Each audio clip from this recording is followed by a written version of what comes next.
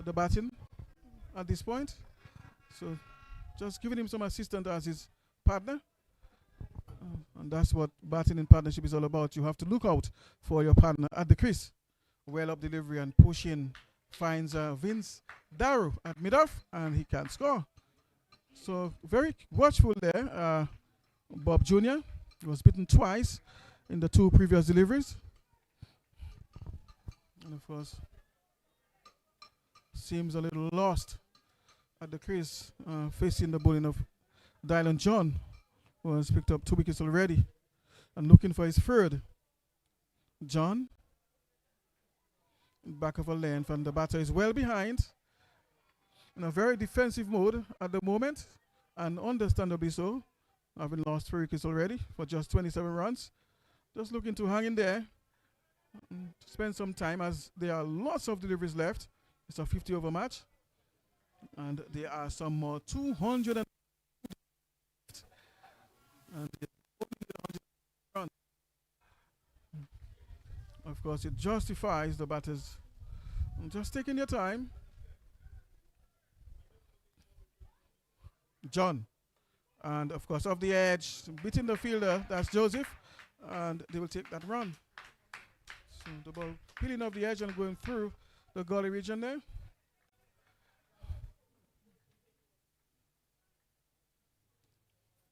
The right hander now is brought into strike. That is Adams. And he's not yet off the mark. Has faced a delivery already. Still a naught. And of course, that's going to be the last delivery of the over from Dylan John.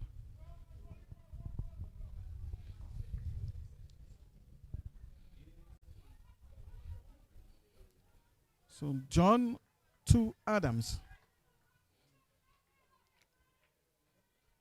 Back of a length, and he tucks this one around the corner towards mid-wicket.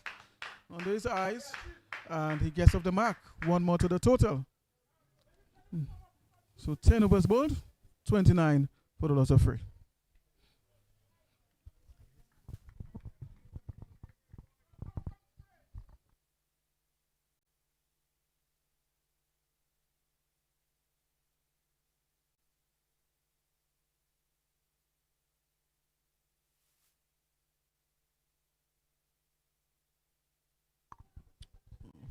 Seems as if one of the players is in some discomfort.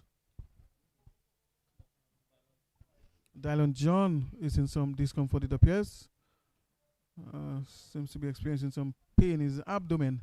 Of course, he's already receiving attention from Miss White and the nurse.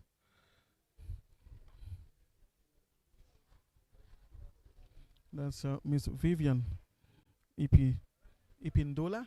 It's an African nurse. And both are providing him with some medical attention, just perhaps assessing the situation. And he's off the field now. Of course, later we'll give you an update as to what his health status is in relation to the match.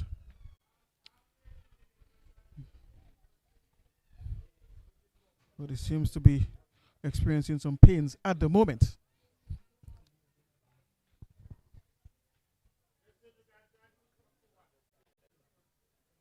Fontaine, meantime, will continue operations from the southern end. The captain has bowled 5 overs already and has conceded only 15 runs for his wicket. He's picked up 1 wicket. And of course, he will look to continue in search of more wickets.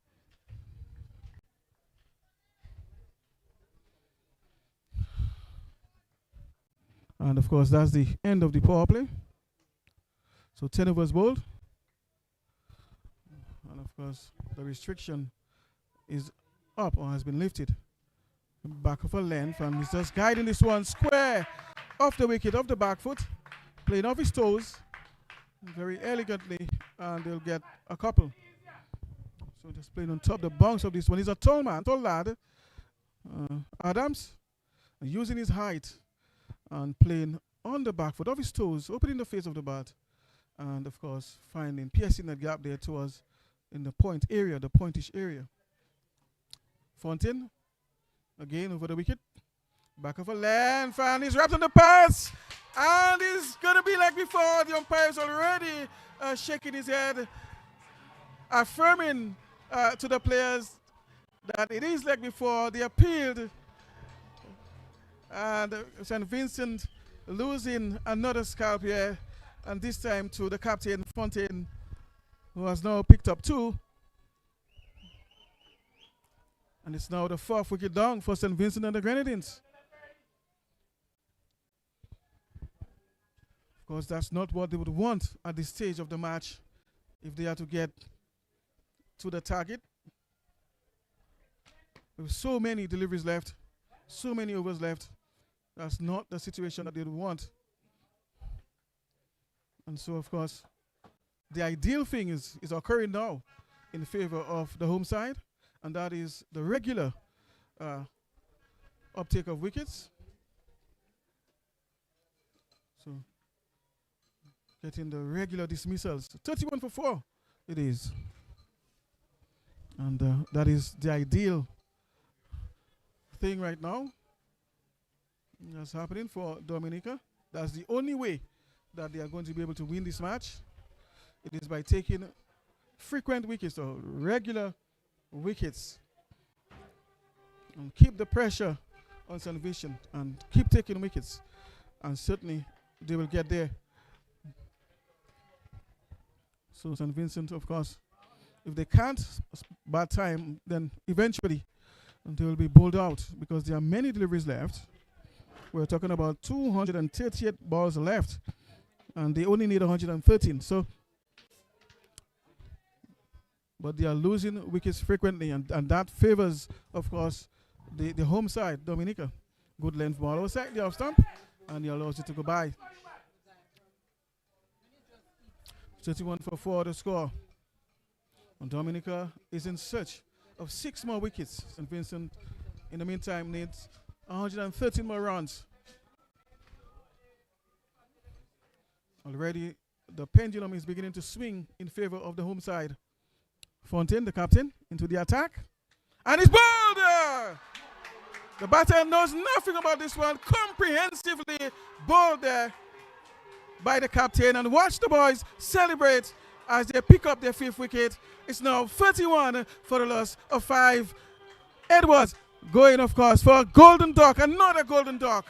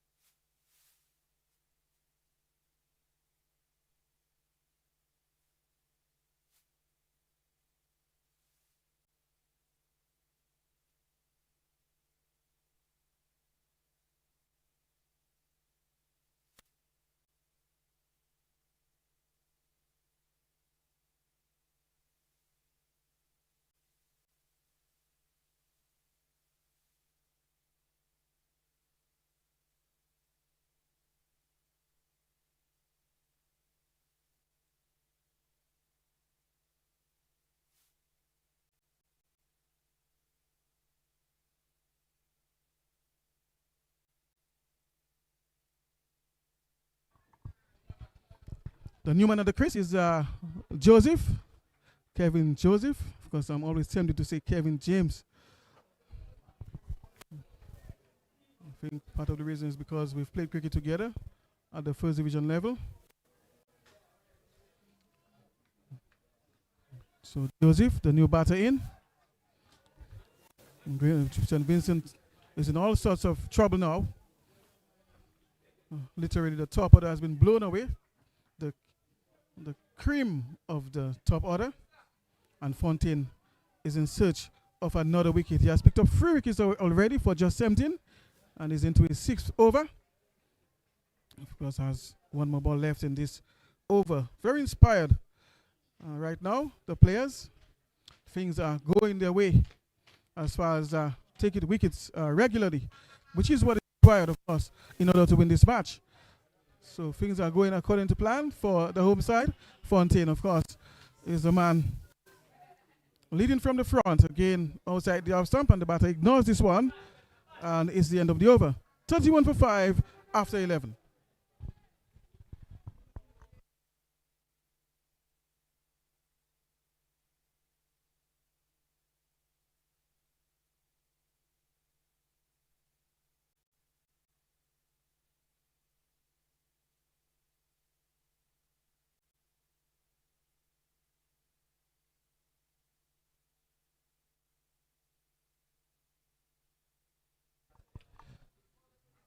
And it appears as if Dylan John is back on the field from that pain that he was experiencing early on. Of course, was given some attention there by the nurses and the physio. And of course, John is back on the field. Number 10, Dylan John.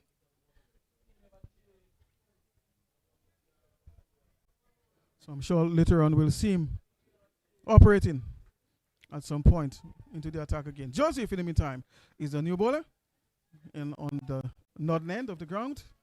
Number 23, the son of the former president of Dominica Cricket Association, Glenn Joseph. And of course, he has been entrusted with the ball at this stage. One slip, third man.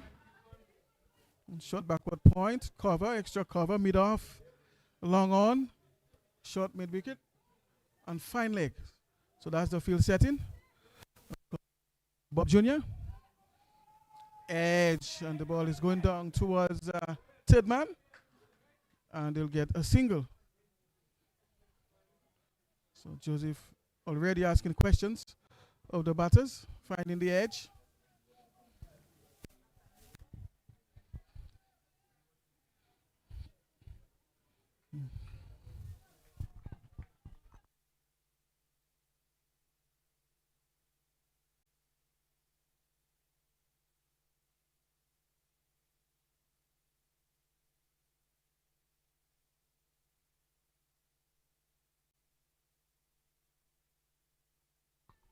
Joseph from over the wicket and beating the batter, all ends up. Knew nothing about this one. And the ball going through the batter and the keeper. Superb delivery there by young Joseph. The keeper having some difficulty with that last delivery there. Perhaps there was some movement as well through the air.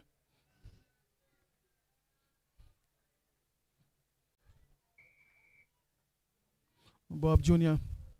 is on 14 now of 20 deliveries, 29 deliveries actually. And this time just allowing this one to go by.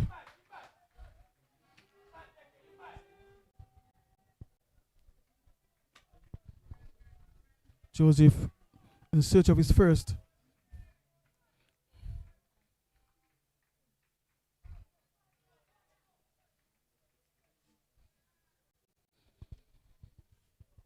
Joseph, well up ball, but down the leg side, and that's going to be perhaps, and the batter's taking the extra there, and it's going to be signaled wide as well.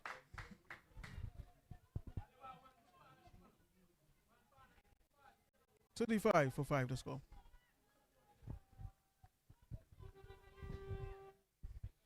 Bright sunshine. Of course, there was a little threat of rain earlier, but that has gone now, and the weather has improved significantly. Short of a length ball, getting some bounce there, instead of a tennis bounce, passing near the head, near the face of the batter. He had to really get out of the way. A bit of awkward bounce there, but the batter was able, of course, to adjust appropriately. That's Joseph, Kevin Joseph. Back of a length, and of course, the ball coming off the inside half of the bat and going towards fine leg. So taking 2 runs there in that gap. And well run by this pair.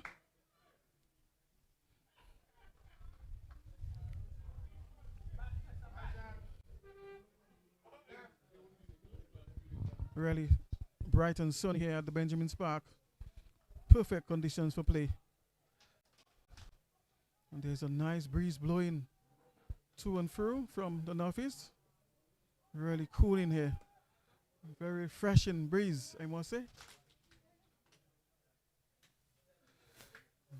Of course, lovely trees all around the park. Fans, of course, just adding to the ambience of the grounds. Pouring energy into this game. End of the over it is. It's 37 for the loss of 5 after 12. Of course, fans towards the east, fans towards the south. And there are also some fans towards the west on the western stands. We are seeing some folks there looking on. So the crowd has increased significantly from this morning. And we are, of course, hearing voices coming from almost every corner, but especially the south side of the ground where most of the fans are located in support of the home side. Of course, just to remind you, of course, Her Excellency, the President, Sylvanie Burton, and their daughter, Kimara Burton, is part, of course, to the home side and family members.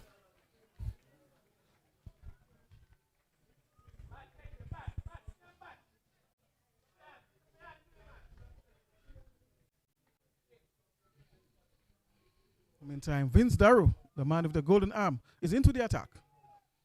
Short and drifting down the leg side. The batter just attempting to help it away, just finding the edge towards fine leg.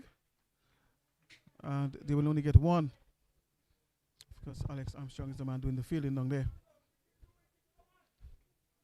Vince Darrow.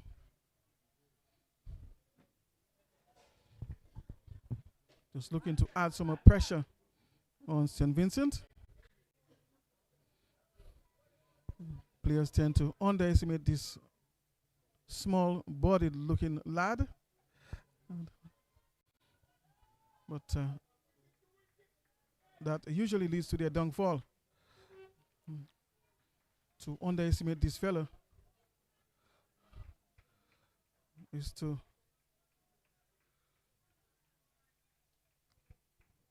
literally play against your own self. So you have to take him serious. Drive in and we'll find that gap there on the offside. No one down there to protect the boundary. And it goes all the way for 4. So that one was pitched up. And the batter driving through the line there. And just opening the face slightly and finding that boundary down there at wideish long off. So no one is down there for protection.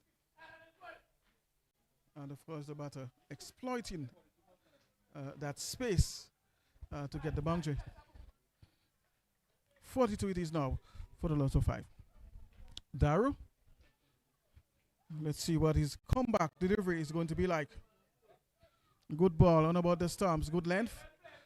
And the batter can't score. So kept quiet on this occasion by this comeback delivery.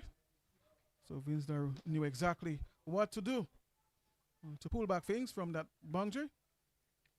Normally he's very economical. If you go through his statistics, you will see that. So not very often you find batters ill-treating Vince Darrow.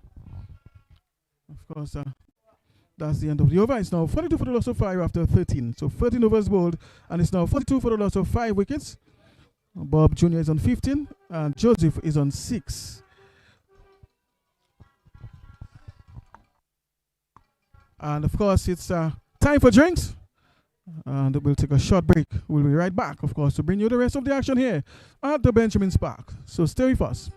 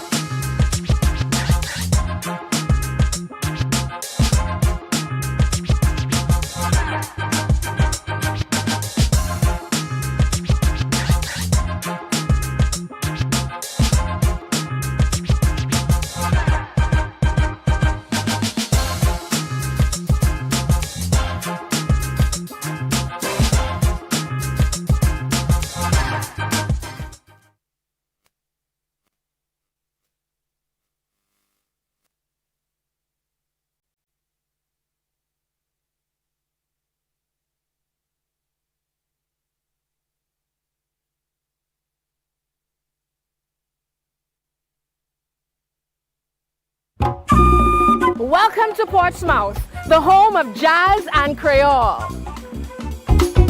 This is where everything starts to build. And just a few minutes away, on May 3rd, this entire space transforms into music, into style, into a feeling you don't want to miss. Jazz and Creole, proudly presented by the government of Dominica. And it all happens right here. The artists performing on the main stage. From Jamaica, Taurus Riley, the Singy King, a voice that moves generations, and the Black Soil Band. Also from Jamaica, Dean Fraser. When the sax hits, everything slows down. From the USA, the Manhattans, timeless souls, effortless, unforgettable. Dominica's Princess of Song, Mikel Henderson, a voice that commands every moment. Dominica's neo-soul queen, Lily Octave, smooth, rich, and completely her own. Pure energy from Dominica, swinging stars. When they start, you move. The pulse of the streets. From Dominica, rhythm knockers, raw percussion, iron strong energy. From Dominica, Fayel Landa, honest sound, real connection. From Dominica, Janet Jackson, a voice that carries feeling, depth, and presence. And from Dominica, Khadija Joseph, new energy, a sound you'll feel. This is how we jazz up Creole in Dominica. May 3rd, 2 p.m., Fort Shirley, Cabritz National Park. Tickets, VIP $450. At fringe events, $175. General admission, $200. Ages 12 to 17, $75. And children under 12 enter for free. Get your tickets now at dominicafestivals.com and at select outlets in Roseau and Portsmouth. And when you're coming, come for an experience. In fact, Make it a weekend. Come from Friday. There's lots of available accommodations in the north and plenty to do. go whale watching, then slow it down, snorkel the reefs, then take it inland, drift through the Indian River, and chase a waterfall at Syndicate. Then go deeper, find your way to Paradise Valley, step into the chocolate factory, then shift the scene, Red Rocks, then back to the coast, Coconut Beach, Purple Turtle Beach, Bell Hall Beach, find a quiet spot, even a secret beach, ride a horse along the shore, eat well, take your time. That's Portsmouth. We'll see you at the Fort Shirley Cabritz National Park on May 3rd from 2 p.m. dressed in your Afro elegance attire.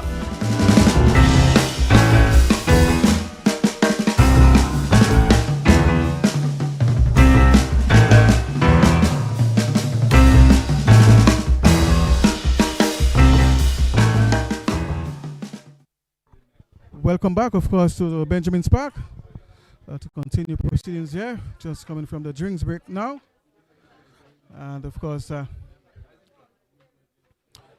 Christmas, Kellan Christmas is the new bowler into the attack. So we're going to see some slow bowling now. And he'll be bowling, of course, to Bob Jr. So, of course, Christmas.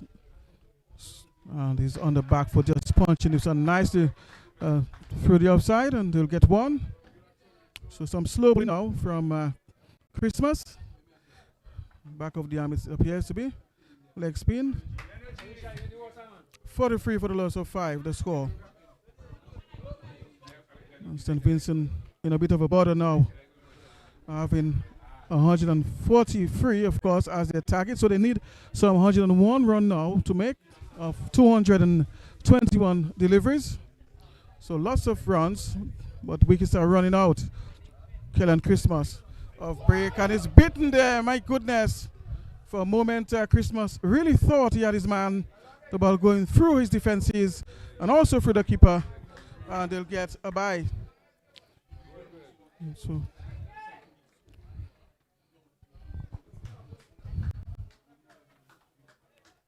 Christmas already posing some difficulty to the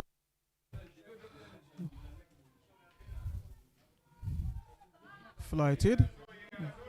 And the batter, of course, is just working his way towards the point area on the back foot, and they can score. Very watchful there, of course, and he has reasons to be. Christmas.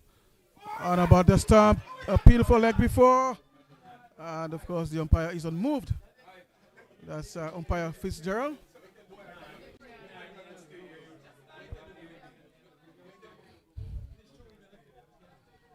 So, Christmas from driving in the air, but in the gap. Of course, Davis is brought into play, and they'll get one.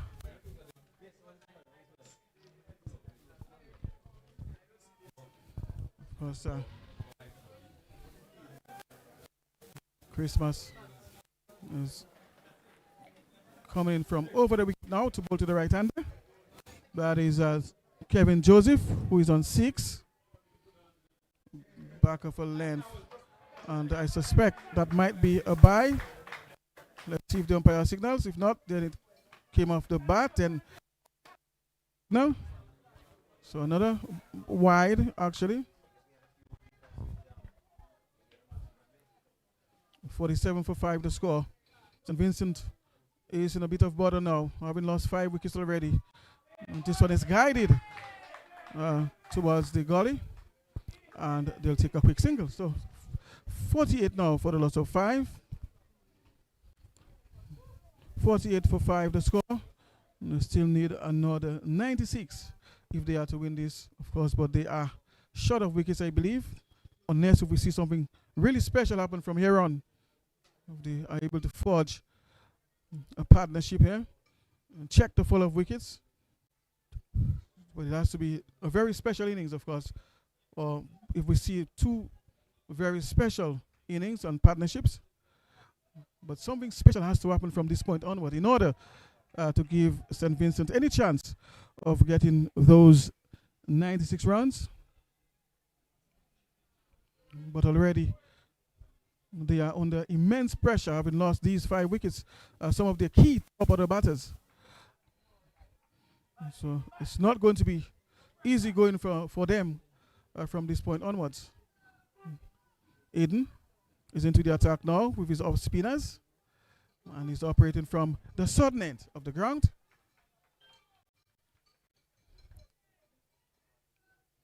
Of course, just looking to make some more inroads and try and wrap up the innings of St. Vincent. Attempting the run there, chance of a run out. Oh my goodness, a bad throw. Joseph making a mess of this. Really should have executed a better throw to the keeper than this. Otherwise, of course, the batter would have been short of his grounds. The keeper had to jump, and the ball still getting off the gloves. Wasn't able to gain control of that throw there as a result of being too high. So really can't afford to make these mistakes. You have to keep taking wickets and fielding, of course, properly, throwing it back to the keeper. All that is part of the effort that really must be very good. So your fielding, your bowling must be accurate, must be on point. Not much room for errors there if you are going to maintain your rate of taking wickets, which is what is required, of course, in this match. So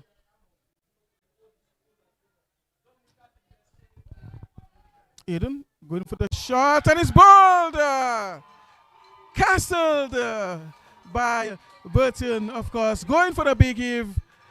The ball going through, of course, and shattering the stumps. And so Joseph goes for 6, 49 for 6 the score. Things have gotten worse for St. Vincent and the Grenadines, of course. And the game really has swung now in favor of the home side.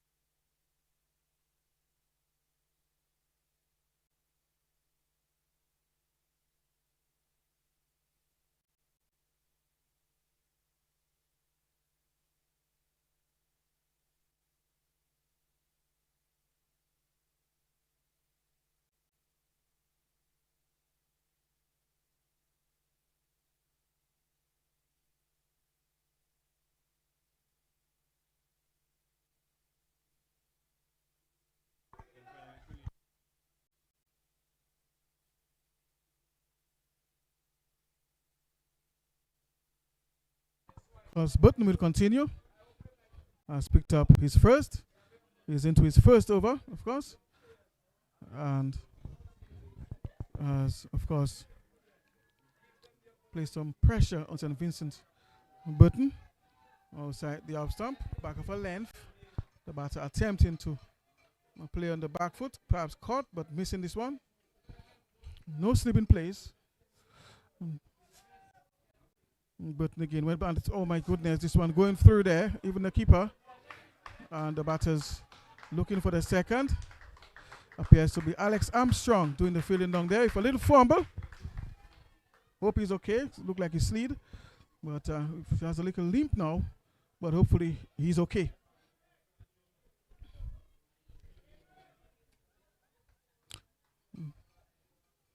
Last ball of the over. As Henry receives back of a length on the back foot towards cover. And they'll get the single. 52 for 6 the score.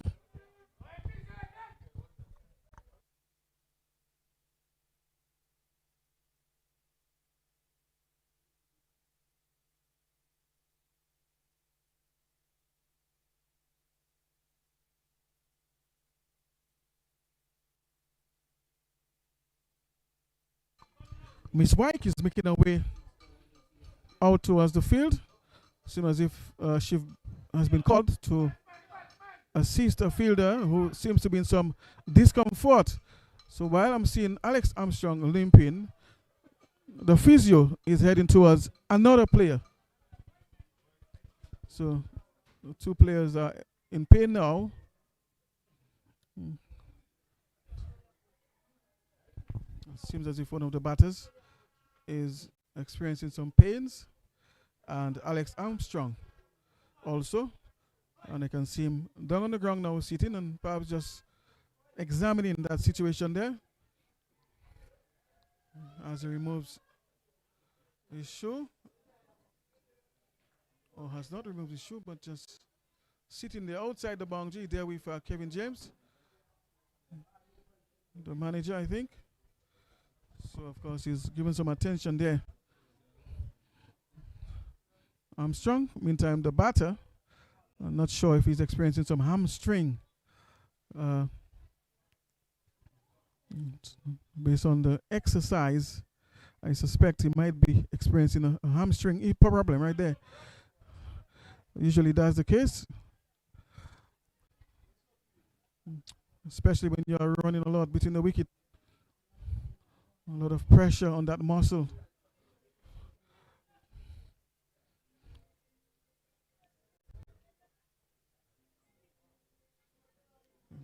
Appears to be Henry.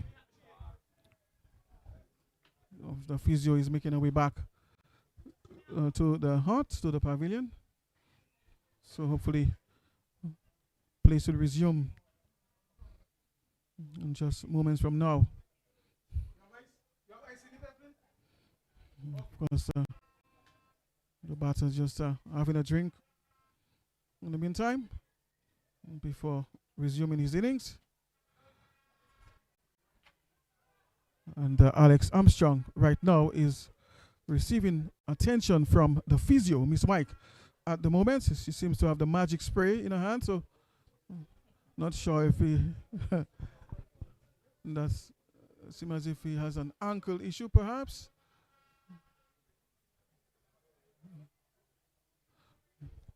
But we'll see how he fares out from this point. He's outside the boundary now with Miss White. That's Alex Armstrong. And of course, play is about to resume as Christmas, of course, is about to start his second over. Kellen Christmas from the northern end. And it's bright and sunny here at the Benjamin Park as Dominica are in search of their seventh wicket. And the batter allows this one to go by outside the off stump, ignoring it totally. Because Christmas would be looking to bring this one closer to him and force him to play. On the stumps, just outside the off stump, of course. They really thought that they had their man pass very near the off stump. And the keeper can't believe that ball did not collide with the stumps there. First, you could see his partner just coming down the track and having a word with him. That's how close it was. Henry on the back foot, and he punches down towards Davis at long off. And they get one. We are into the 16th over. 53 for the loss of 6. St. Vincent need 91 runs for victory here, with 207 deliveries left. Christmas, flighted delivery under his eyes, just tuck it away towards the onside in front of square, and they'll get a single.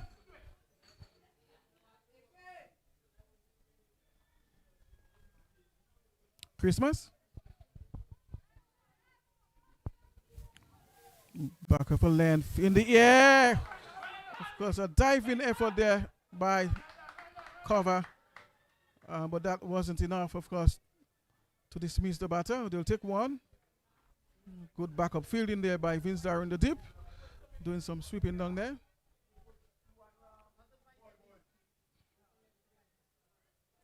Appears to be deep cover. Flighted delivery, and the batter is comfortable, just pushing this one back down the track. No real urgency. 56 for 6 to score. Of course, St. Vincent in a bit of a bother here, having lost 6 wickets already, and still need another 88 runs for victory here. So the pressure is still on the batters. Meantime, Dominica will need 4 more wickets in order to defend their title and win this tournament.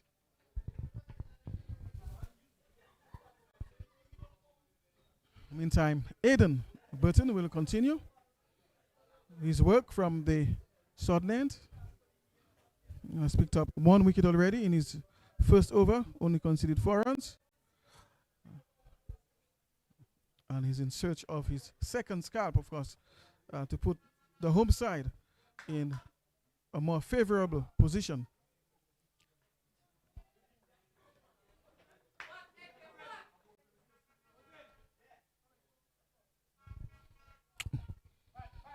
Burton. And guidance one there towards backward point. And they'll get a single. So just a bit wide outside the off stump, giving the batter enough room there. And of course, capitalizing. Burton again from the southern end. Flighted delivery. And beaten outside the off stump. So Burton is asking questions now of the batters. Good flight, good line, good length, and getting a little bit of purchase as well. The off spinner. Burton. And again, beating the batter outside the off stump.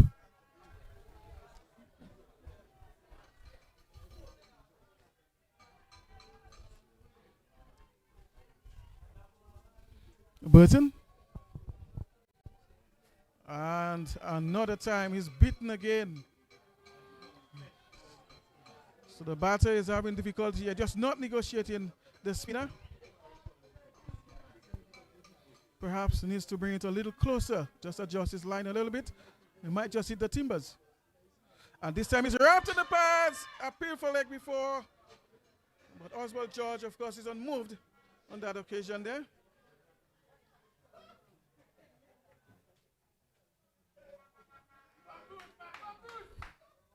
Henry.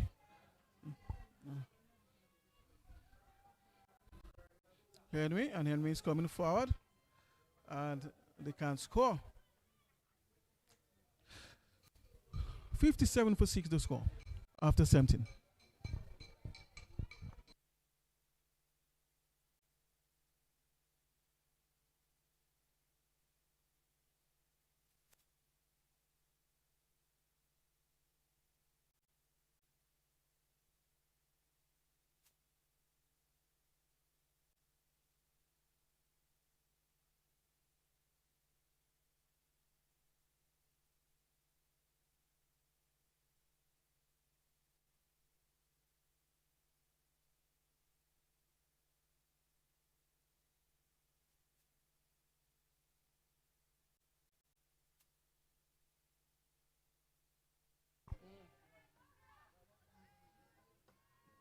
Driving down to one long off. Davis is brought into play, and they'll only pick up one.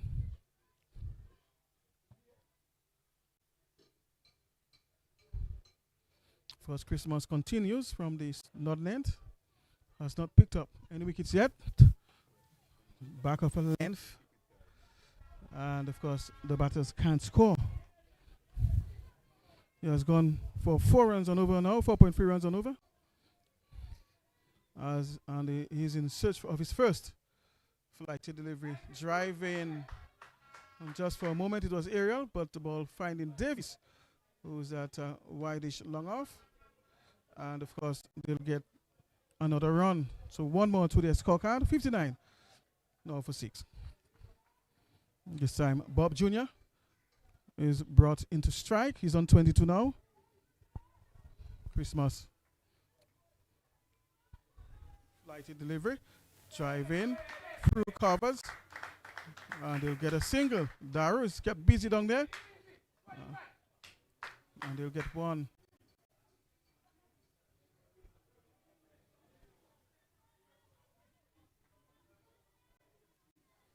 Christmas. Driving straight back, and the ball bits Christmas, and into the fence it goes. A mishap there, Christmas. This is not a usual thing from him. Christmas is usually efficient in the field, but this time the ball going through him, and it's 4 to St. Vincent and the Grenadines. 64 it is now for the loss of 6. Really should have been stopped, but that wasn't to be. Christmas from the northern end.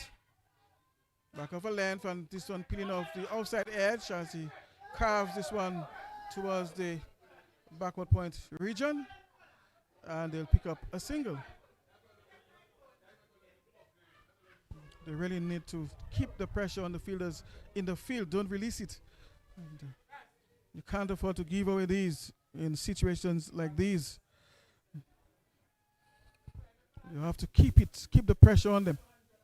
And I suspect this game might just boil down to the wire.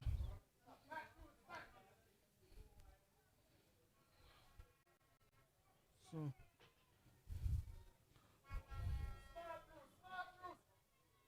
79 more for victory here, and for St. Vincent. Meantime, Dominica needs 4 more wickets in order for them to be victorious. Burton, meantime, will continue operations from the southern end over the wicket, and the batters just pushing gently towards the offside, and will get a quick run.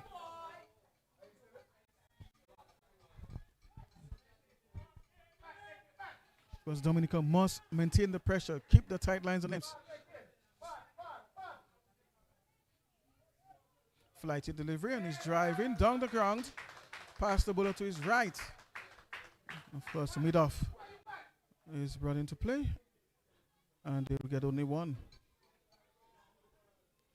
Of course, the man at long off has to move in to the mid-off position. Flighted delivery in the air, but over the man at extra cover. So the place to be Dylan Joseph wasn't able to catch this one. It was over his head, a leading edge, and wasn't able to take this one. Burton, quicker delivery, good length, and the batter can only defend.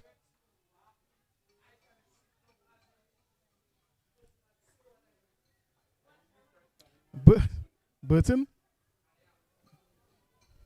from around the wicket, back of a length, and the batter ignores this one totally.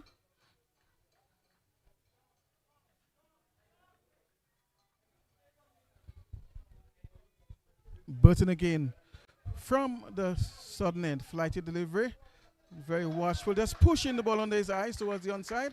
Long on is brought into play as he moves into the mid-on position and reducing the batters to 1.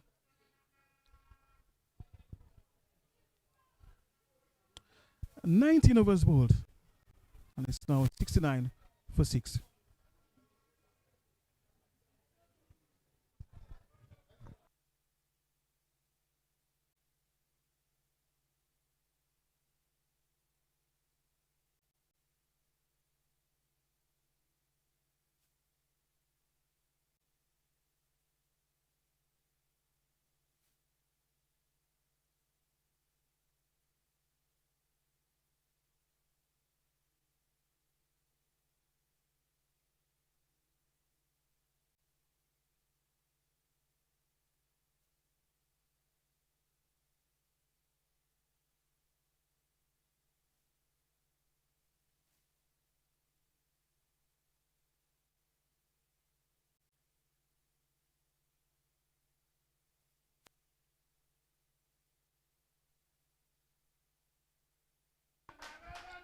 Valmer is the man into the attack. Kenneth Valmer.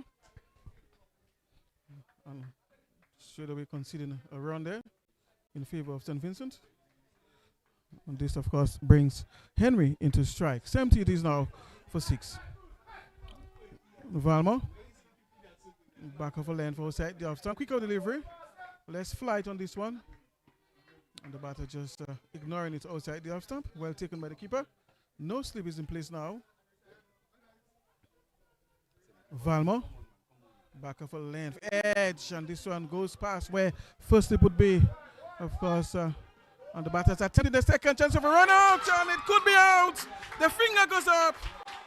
And St. Vincent, of course, losing their 7th wicket. Crucially, breaking that partnership of 21.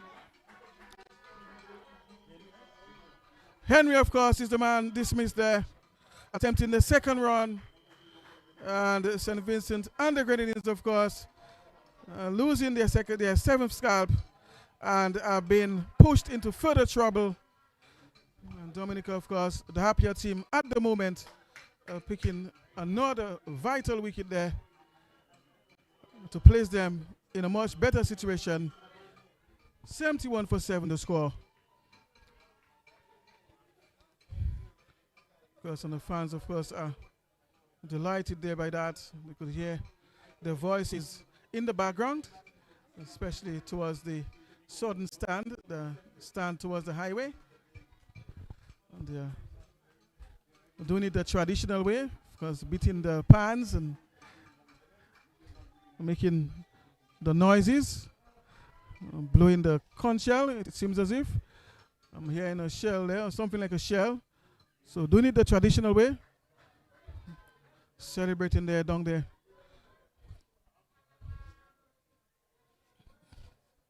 Lovely afternoon here, lovely sunshine, perfect conditions for play, cool atmosphere.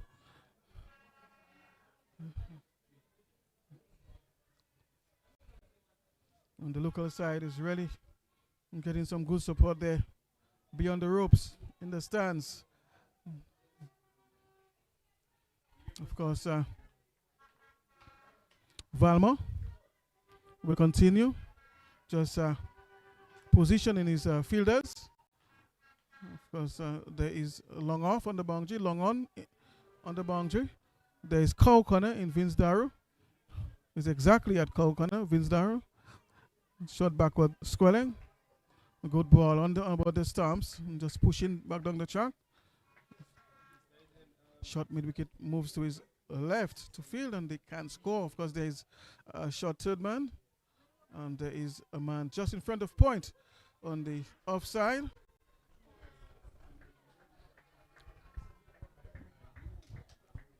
There is a man sweeping on the boundary towards the offside, and deep cover point.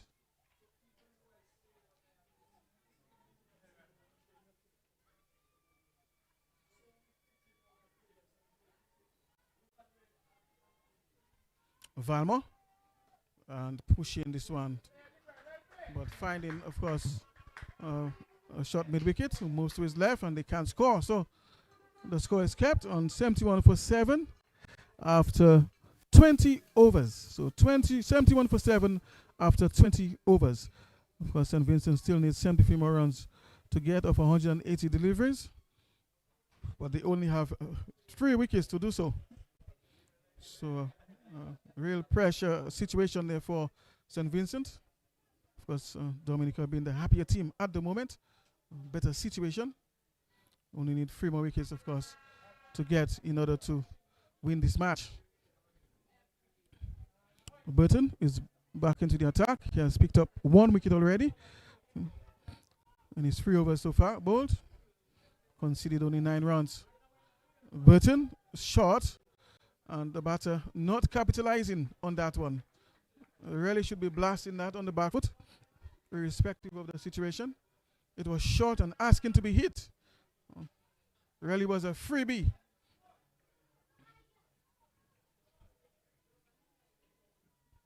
Burton, let's see what he has up his sleeve this time. Better length and just pushing defensively near the wicket. and they can't score.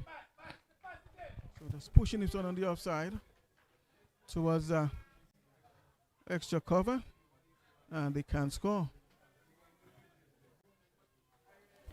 Because long off is in position, long on. So we have a deep cover point. Back of a length and on the back foot, straight to man, the man at point. Joseph, and they can't score. So he's just behind point, on about the pointish area. Only have to move a few steps, a couple of steps to his left in order to prevent the run. Bright sunshine here now at the Benjamin's Park. The sun is out in all of its glory. Burton, back of a length, and the ball going through, past the outside edge. Well taken there by the keeper at the back. A quicker delivery on that occasion. Less flight. Just trying to mix it up a little bit and create some doubt in the mind of the batter. Flight hit in the air towards the outside, but the batter just tucking this one nicely towards the mid-wicket. Darrow is the fielder, and they will only get one.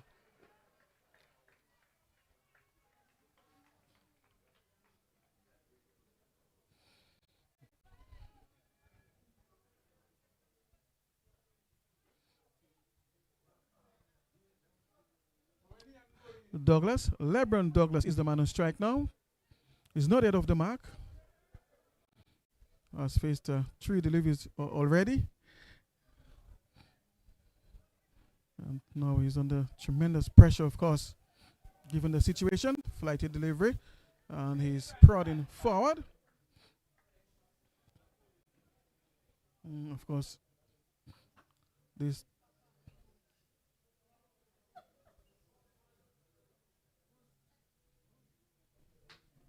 takes us, of course, to the end of the over. So after 21, it is 72 for the loss of 7 now. So this is the current situation here at the Benjamin's Park. Dominica requiring just 3 more wickets for victory.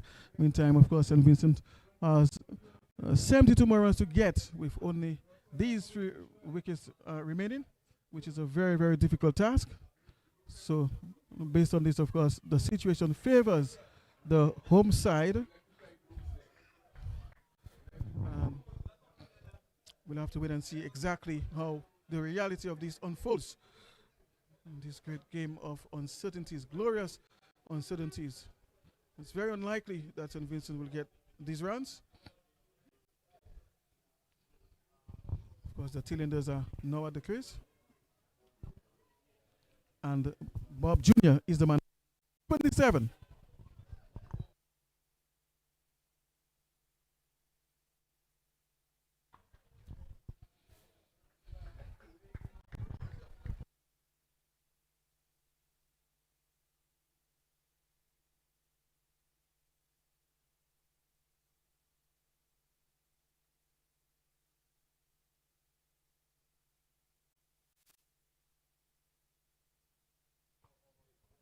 Of course, their number 3 batter is still at the crease. That's Bob Jr. He's on 28. The non-striker. Douglas is the man on strike, LeBron Douglas. So interestingly, he has a strike rate of 51.9. But he will need a partner, of course, to make a contribution. A more aggressive, I would say, contribution. If they are to get these 71 more runs required for victory. So Bob Jr. might be left hanging without partners. And he's driving. Catch almost taken there. I think he was dropped. You could hear the noise there from the pavilion. Really thought that ball stuck in his hand. But no, it was put down. It was driven hard, of course, but wasn't able to hold on to that catch. And, of course, the batter getting another life.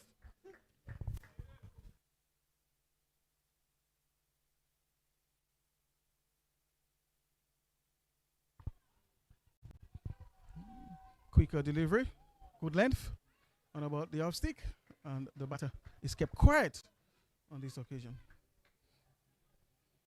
Really under some pressure now, St. Vincent. And this time just working this one towards the onside, beating the fielder there. It appears to be the captain.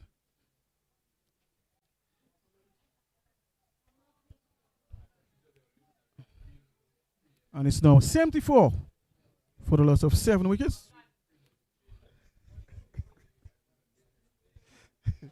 After 22 overs, of course, the former president is in the house, Sir Glenn Joseph. Of course, paying close attention to what is going on. Of course, a very avid lover of sports and cricket in particular.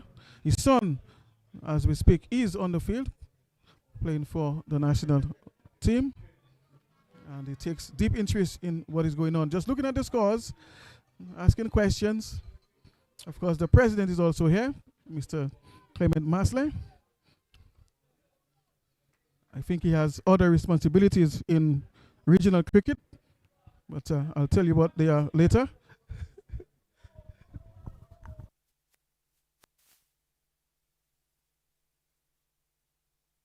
Of course, he is also the president of the Windwards Cricket Board, Mr. Clement Masley.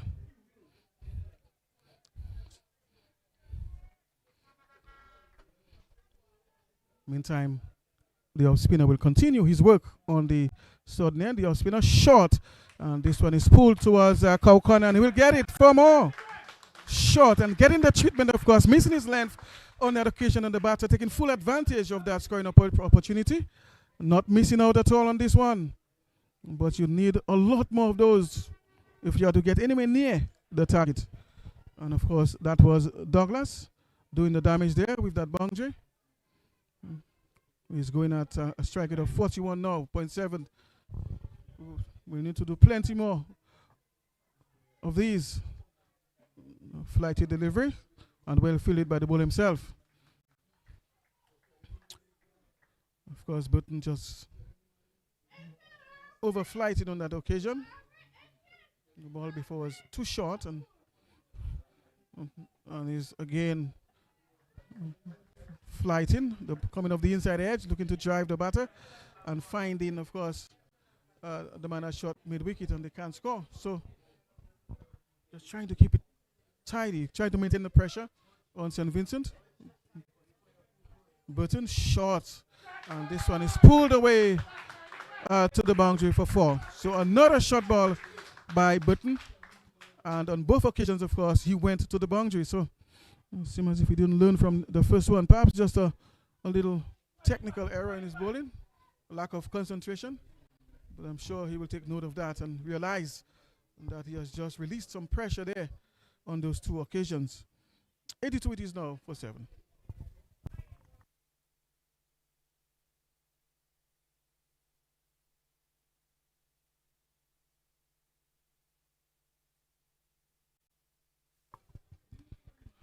Of course, St. Vincent needs 62 more runs for victory here.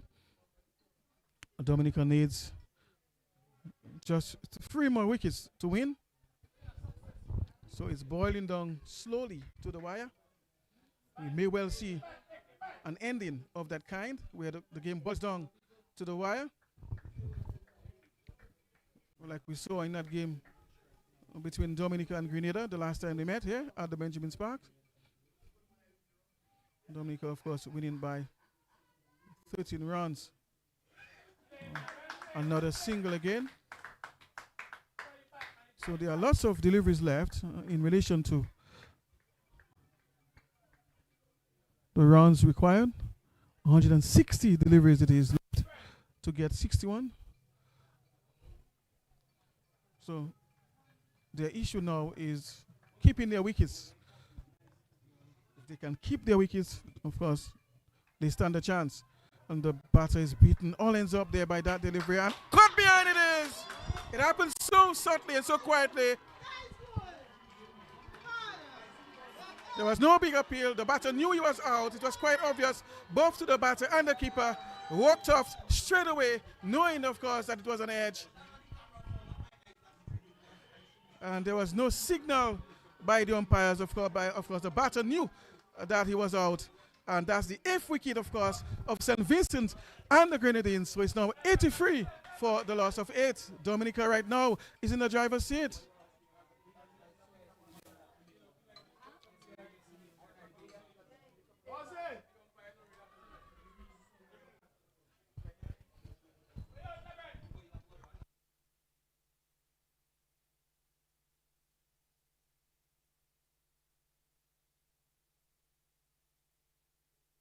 was just confirming. So he was bowled after all. The Bills was taken off by that delivery there.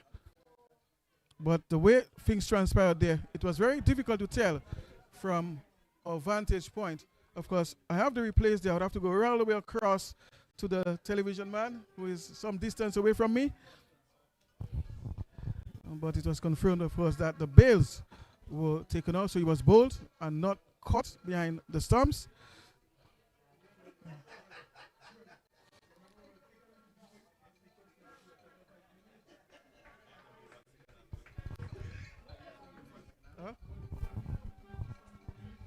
But Grenada, or rather St. Vincent, pardon me, is in a bit of a bother now, and those 61 more runs to get seems very, very unlikely.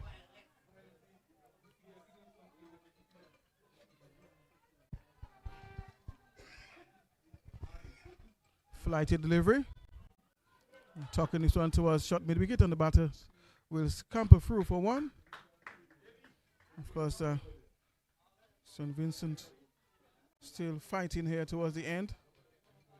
Dominica needs 2 more wickets to win this match. 2 more wickets required to win this encounter. And of course, if Dominica wins here this afternoon, they will have won the tournament. If they get these 2 more wickets, they will certainly be the champions of the 2026 WINLOTT Under-19 Super 50 tournament. Valmore, back of a length, wrapped on the pass, appealed by the bowler for leg before pleading with the umpire. That's Fitzgerald, but of course saying no. Dominica looking for that, for those final 2 wickets, of course, to call it a day. Valmore, and the batter is coming forward. Everything behind this one, presenting the full face of the bat. 24 overs bowled, 84 for 8 the score.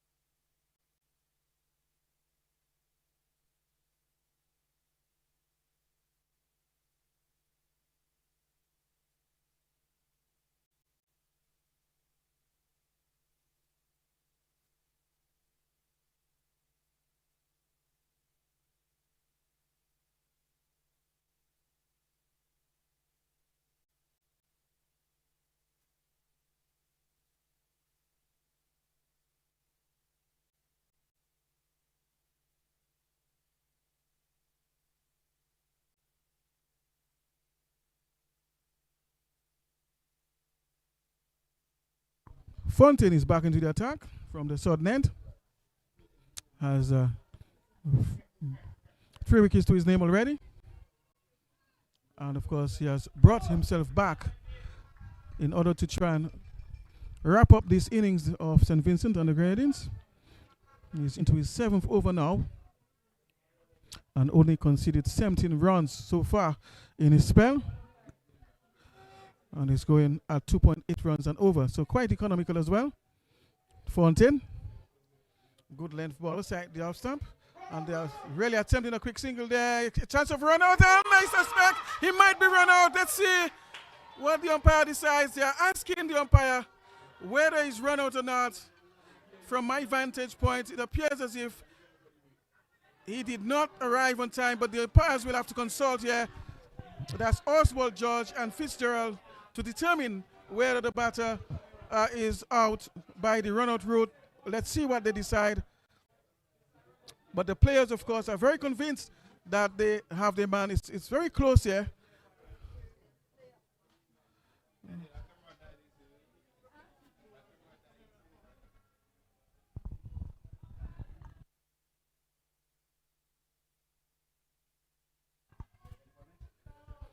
And of course, the umpires are still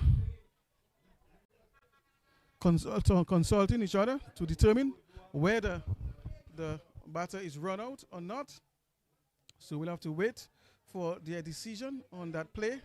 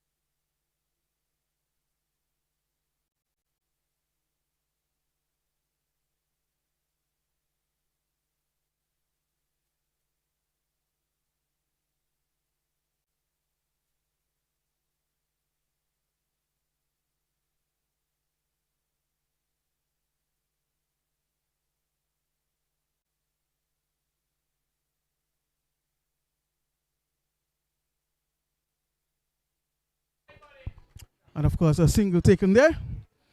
And of course, the umpires have come to a decision. So not out was given there. But of course, the umpire claiming that he didn't get a good view of what occurred.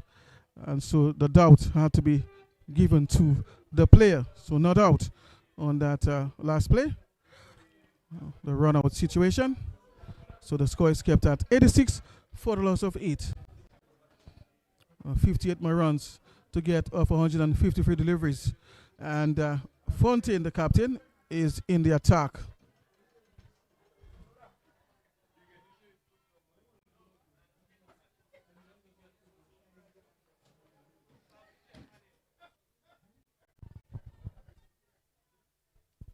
Lovely crowd here at the Benjamin's Park. Of course, I'm sure they must have been disappointed in the last play, not realizing that the man was not given out. But I'm sure all suspected that he might have been run out there. From my vantage point, it appeared so as well, but the umpire, of course, claimed that he did not get a good view of what occurred. And so the doubt had to be given to the batsman. Fontaine. And it's bowled! Finally! Fontaine getting his man. And of course, making up in no uncertain terms. The Timbers, of course, were dislodged. And it's Glasgow who was bowled there. Fontaine, of course, getting his 4th wicket in this match thus far. And St. Vincent, of course, losing their 9th wicket. 86 now it is for the loss of 9. So the writing is already beginning to appear on the wall in favor of the home side, of course. Just one more wicket required for victory here at the Benjamin Park. And you could hear the noise from the fans, of course. They are celebrating that wicket there as though they had won the tournament already. We'll have to wait and see when that final wicket is taken, how they celebrate.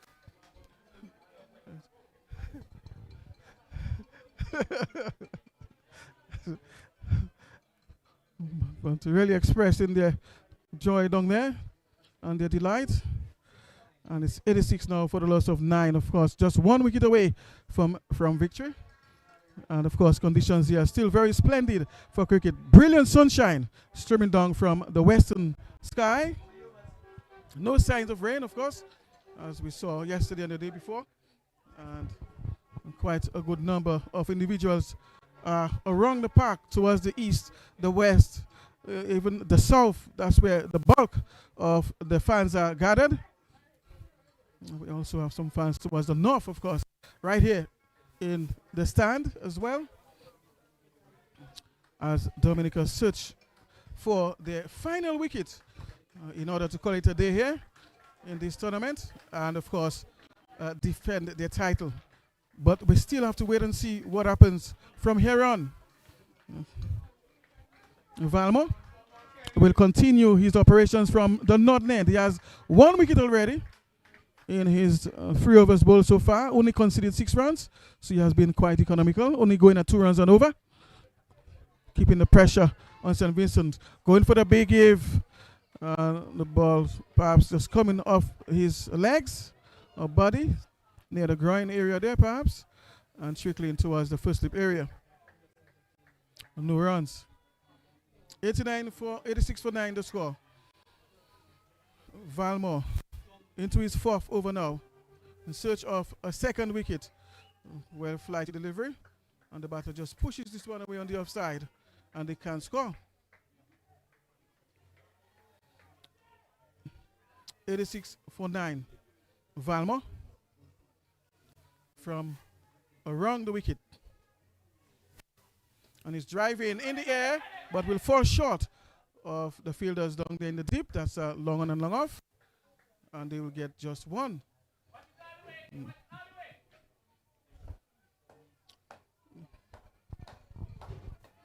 Valmore.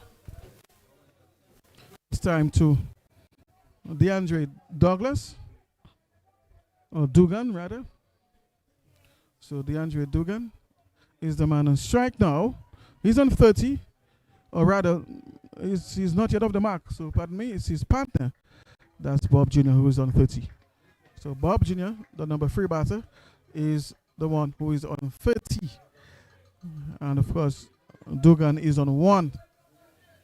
And of course, the strike is back to Bob Jr., the man on 30. Flighted delivery and is driving in the air. Could go for 4. And Christmas will not be able to stop that one, moving from long off. So just opening the face there and getting that boundary towards the deep extra cover region. And Christmas wasn't able to cut that one off, running from long off towards deep extra cover. There's plenty of room there on the boundary towards the deep extra cover region. So a fine looking shot there by the left-hander, of course, taking advantage of that flighted delivery. But they'll need plenty more of those if they are to win here. Only 1 wicket left. And so that might just be a little too late, this boundary. But I'm sure they'll still take anything that they get now from here on, despite the situation. And this time he's pushing down the crowd, taking a quick single, chance of a run out. And of course the ball missing the stump on the arm throw, looking to peg. And the keeper, of course, is disappointed that the fielder did not strike the stumps. But of course, that takes us to the end of the over. Just a little excitement there in that last play, looking to run out the batter, attempting the quick single. And that would have been a day, of course, for St. Vincent, but that wasn't to be. 92 for 9 the score after 26 overs bowled. Still need another 52 runs for victory of 144 deliveries. Plenty of balls left. Only one more wicket left in the heart. So Dominica just looking for that, just one more scalp to call it a day, and of course to be crowned the champions of the 2026 WINLOTT Under 19 Super 6 tournament right here in Dominica. Of course, at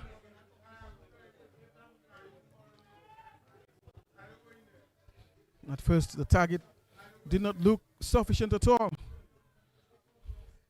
Of course, everyone was saying perhaps they fell short by another 30 runs or so, 40 runs. At least 180, 190 would have been a better situation, of course, to be in, a better target to have set. But of course, Dominica went out there with a lot of determination, and they were quite accurate with their bowling, high-spirited. They knew what needed to be done, and were able to get 9 wickets already. And at the moment, of course, St. Vincent is 92 for the loss of 9, picking up 9 wickets, and really leaving St. Vincent in a very, very dismal situation. And it doesn't look likely that they will get to that target of 143. And of course, the batter just pushing defensively, and they can't score. Still a very bright day here at the Benjamin's Park. Brilliant sunshine still streaming down from the western sky. Can't ask for any better condition than this for cricket. And of course, the players are relishing in that, are really enjoying themselves here, especially the home side, in search of just one more wicket. And he's swivel just went around towards mid-wicket. And 2, of course, is the call, and they'll get it. Vince is the fielder down there in the deep, Vince Darrow.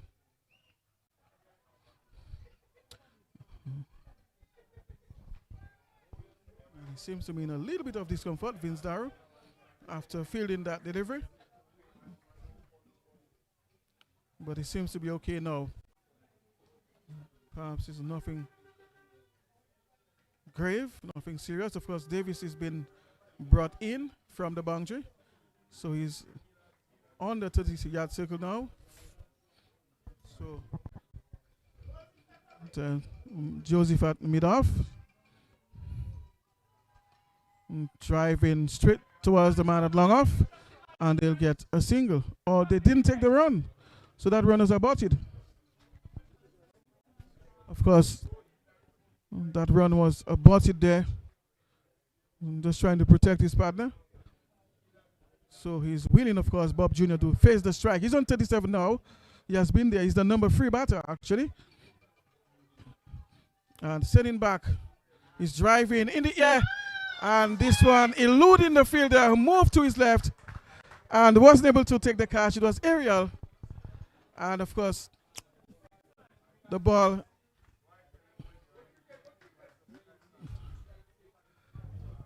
umpire signaling 6 now. So this one went over the ropes, over the fence for 6.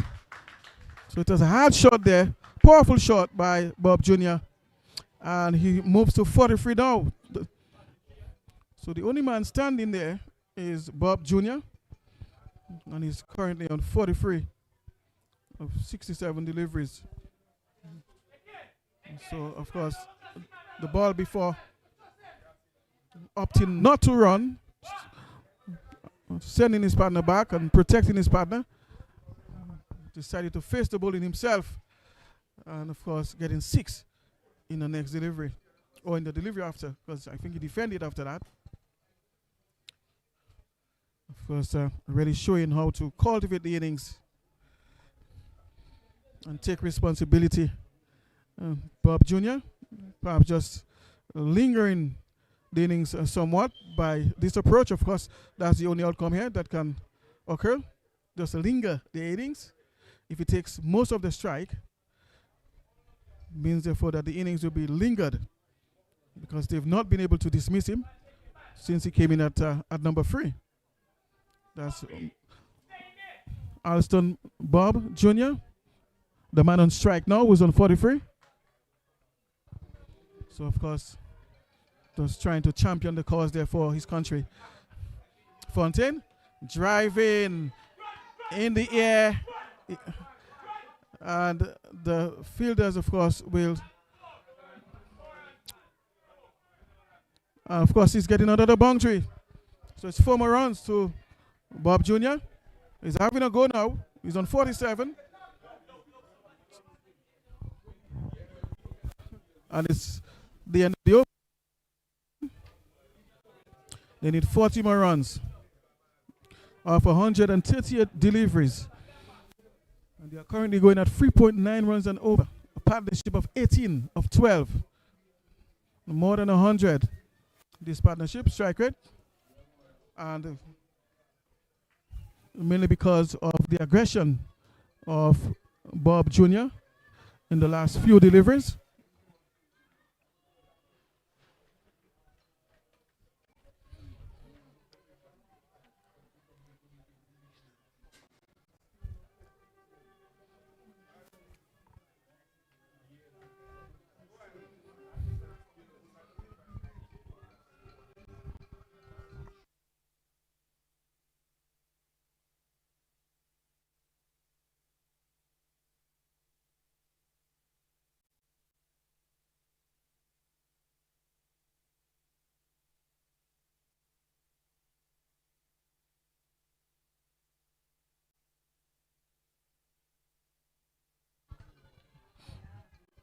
Dylan John comes back into the attack. Bowled 5 overs already, has picked up 2 wickets. John, and allows this one to go by outside the off stump. So DeAndre Dugan, he's on 1. And just looking to provide some support there to his partner, Bob Jr., who's on 47, just 3 runs shy from his. And Dugan, meantime, will look to survive. Dylan John, back of a length, edge, appeal for, caught behind, and of course Fitzgerald is unmoved. There's the batter beaten all ends up there, and right now he's been given some advice there by the set, Bob Jr.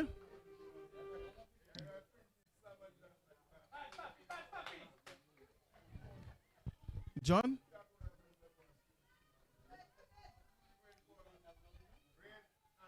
Well up, driving in the air, straight. There's no one there. And the ball goes into the boundary for 4. A courageous shot there by the right-hander, Dugan rather. Driving. And of course, there was no one in that area. The fielders are up on about the 30-yard circle. And of course, getting that boundary over the head of the fielders there. And now, of course, men are pushed back on the boundary as a result of that boundary, that 4 runs. So an adjustment is immediately made there. So there's long off now and long on. Dylan John. And this time the batter plays forward. Quick single taken there. 110 now it is for the loss of 9.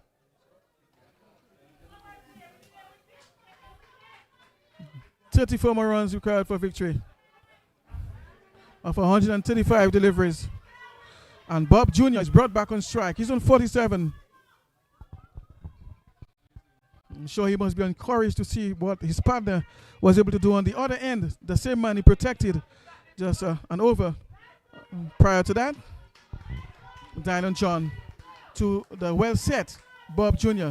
And he's just pushing defensively towards the cover region and can score. Of course, Bob Jr. not making it easy for the home side. He has been there for some time now.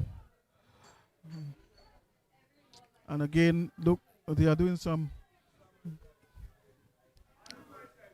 consulting there, having a little discussion in the middle. Last batter in. And so they are communicating very often, this pair. John from the northern end. And again he's pushing and finds extra cover. Davis is at long off. And they can score.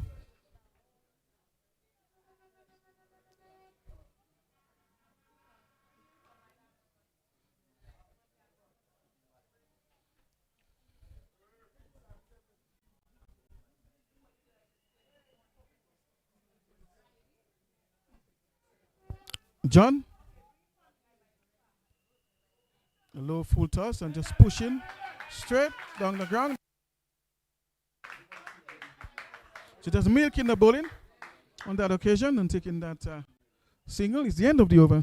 And after 28, it is now 111 for the loss of 9.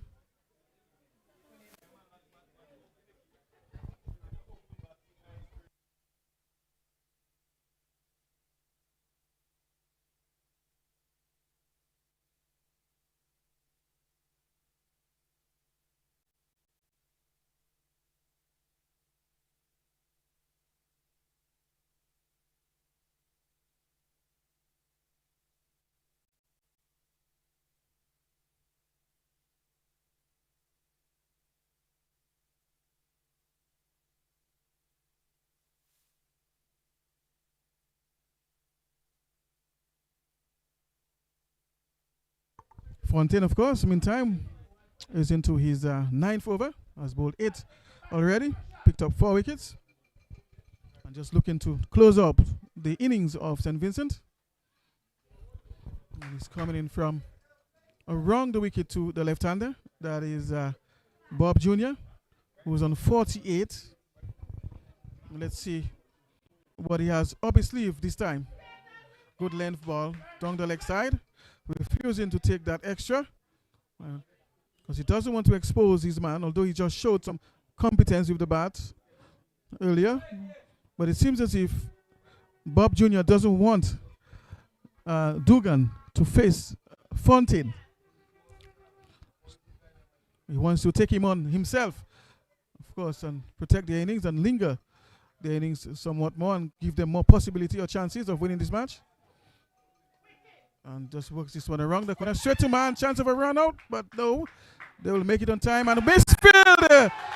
And of course, the extra run will be taken. And 50 it is for Bob Jr. So that's the half century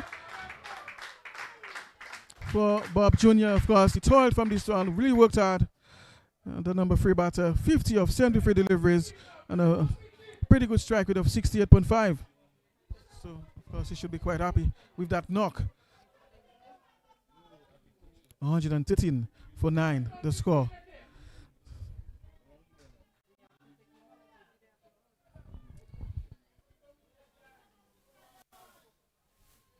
The half century is on strike. Fontaine. And he's just pushing, opening the face of the bat towards the offside, deep backward point. And they'll get another couple of runs. So Bob Jr. is really a problem, I must say, for the bowling attack of the home side. So he's the man, of course, that they need to really get out now. Because he is a threat to the home side right now. Doesn't bat with any difficulties. Nothing seems to be bothering him at this stage. Fontaine, of course, is into the attack. Up and just tucking this one towards the onside.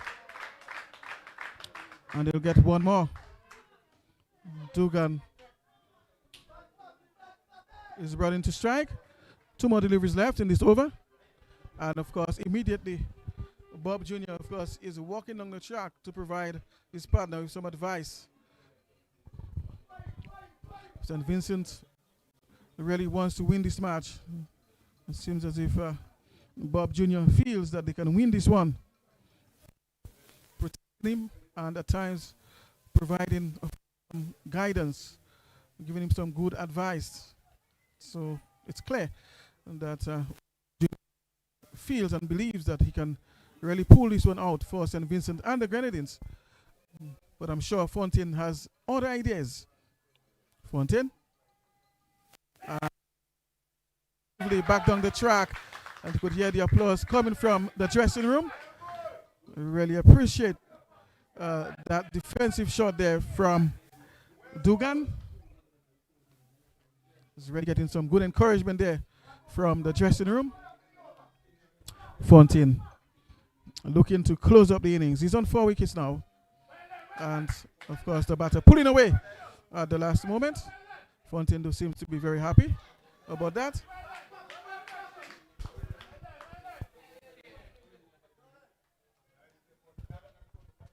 The game is boiling down to the wire.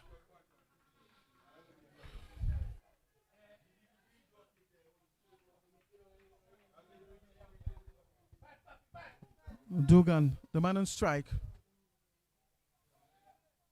Good delivery, playing defensively again. So after 29, it is 116 for the loss of 9. 116 it is for the loss of 9.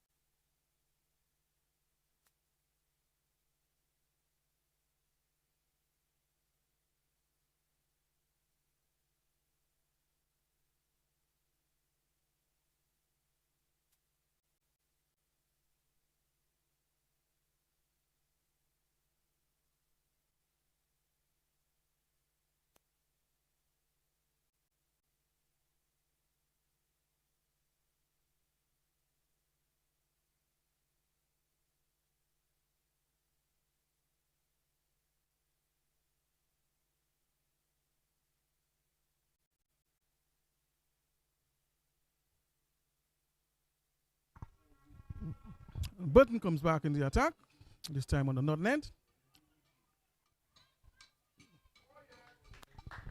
And straight away he's on the money.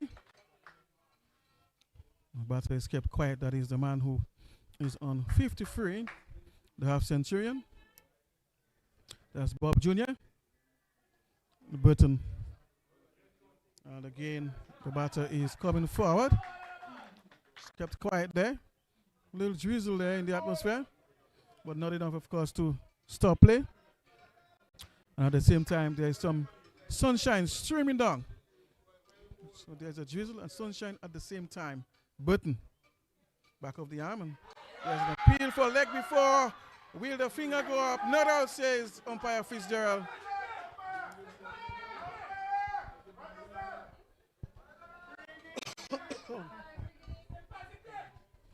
Of course,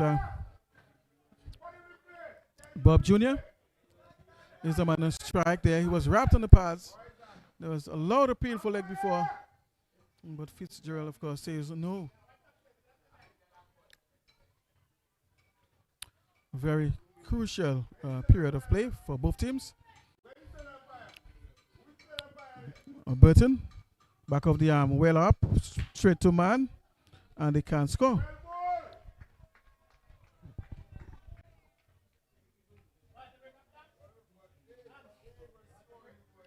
Burton again, in search of his second. Back of the arm and driving down the ground, and can't score.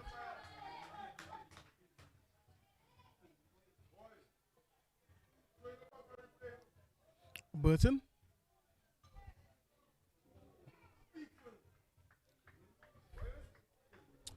After 30, it is 116 for the loss of 9. So 116 for 9 after 30 overs.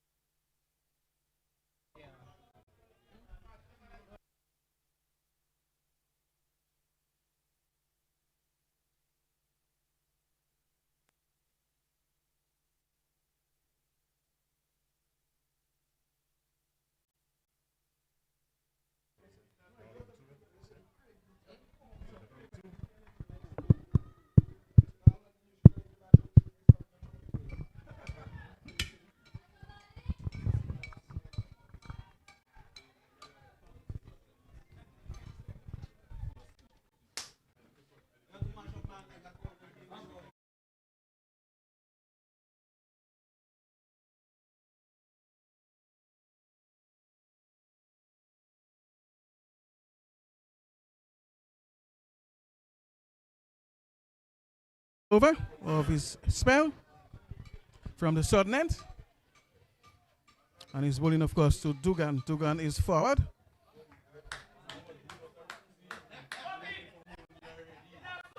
St. Vincent need 28 runs of 119 deliveries.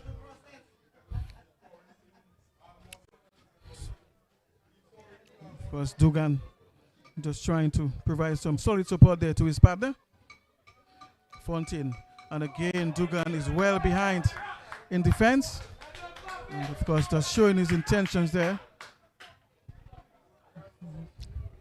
Really playing for his team, playing for his country now, and ensuring to be there. Not looking to do anything rash at the moment. Fontaine. And again, looking to play defensively. And the quick single is taken, of course, to get him off strike. So the set batter, Bob Jr., has taken the strike by, of course, taking that quick single to protect his partner. So, of course, he has the confidence and the technical know-how as well. In fact, his scores tells the story. He has been there for some time, unbothered as such. And, of course, he has decided to face most of the strike in order to linger their partnership and, of course, give them some chance of getting those remaining 27 runs that is required for victory. But I'm sure the home side will have other ideas. Captain must be thinking now as to what next they can employ in order to get that final wicket required for victory. Fontaine from around the wicket to the left-hander. And just working this one around his legs into the gap there behind square. And they'll take another 2 runs. So 2 more to Bob Jr. and 2 more to the total, 119 now it is, for the loss of 9. So Bob Jr. seems to be untouchable. No answers for him at the moment. Well set batter.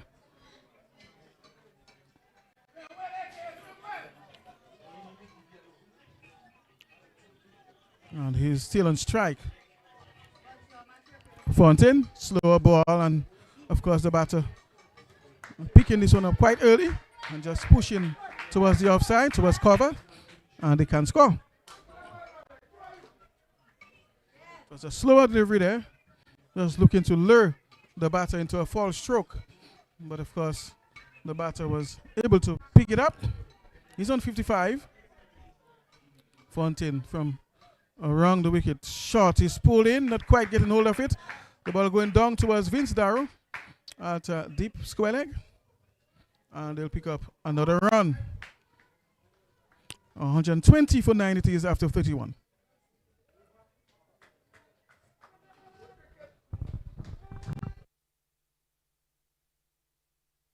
So that's the end of Fontaine's spell, the captain. Of course, going for 40 runs, picking up 4 wickets. So 4 for 40 after 10. So that's the story of Fontaine's spell. 4 for 40 after 10. So now, of course, the captain has to turn to someone else to pick up that final wicket. Of course, Aiden Burton is still into the attack, the spinner. But he needs somebody else to put up the hand. So somebody else has to put up his hand. They have Davis there who can spin. Dylan John is there still. But they are going with slow bowling now. So they might have to turn to Davis, Nian Davis, to, of course, do some spin for them on the other end.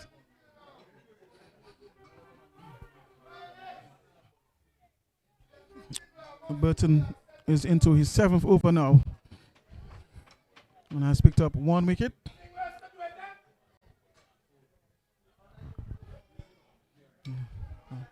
Burton to the left-hander who pushes defensively back down the track. So really reaching forward on the front foot for that one.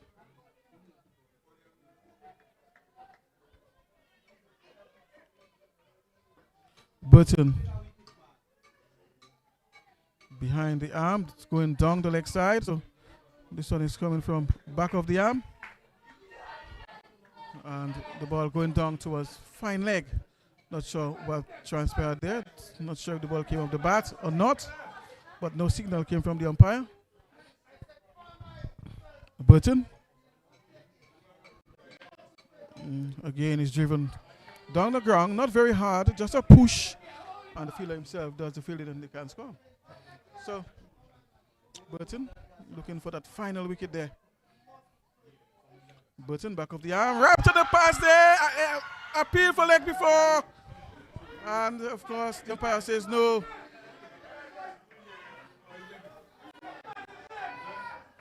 Was beaten on this occasion, but of course, not close enough, not on the stumps sufficiently, of course, to be judged leg before, according to Fitzgerald.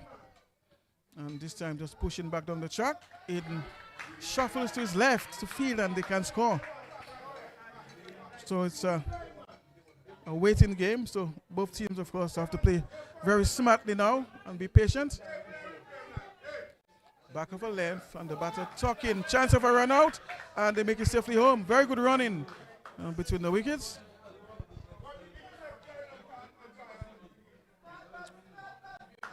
121 it is now for 9.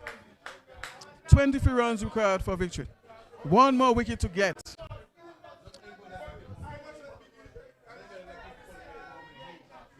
And right now the game is in the balance.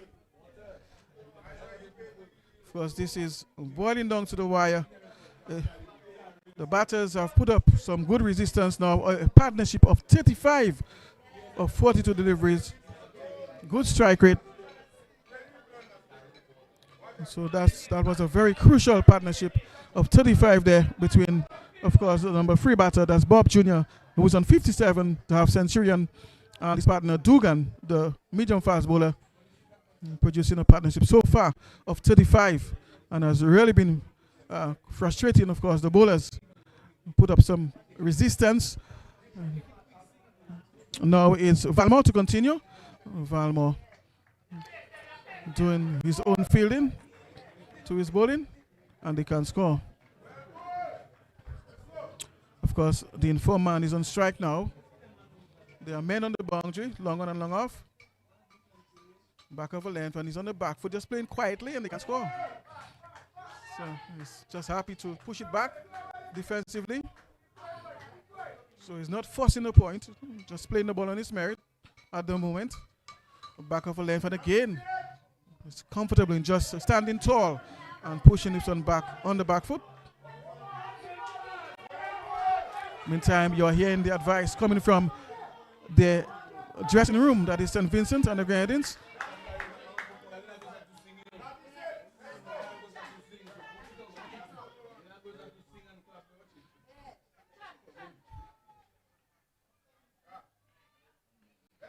Valmore, Kenneth Valmore, that is, into his 5th over now, has picked up 1 wicket already from the sudden end. Shortish, and the batsman again stands tall and nudges this one towards the offside, just behind point, towards the gully, and they can't score.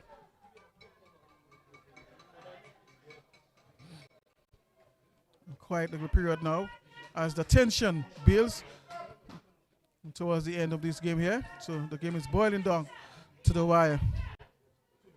Lots of deliveries left still. Good delivery, and the batter is coming forward. Very watchful. And Bob Jr., although he's on a half century, but just taking responsibility and just wanting to see his team home. That is what I'm getting from his body language.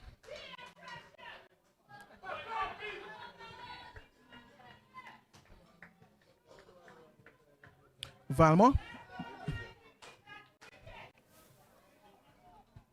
Last ball of his over. Valmore Faster delivery. And a cut! That's the match! Cut in and the ball going. Of course, the ball posted in the gully.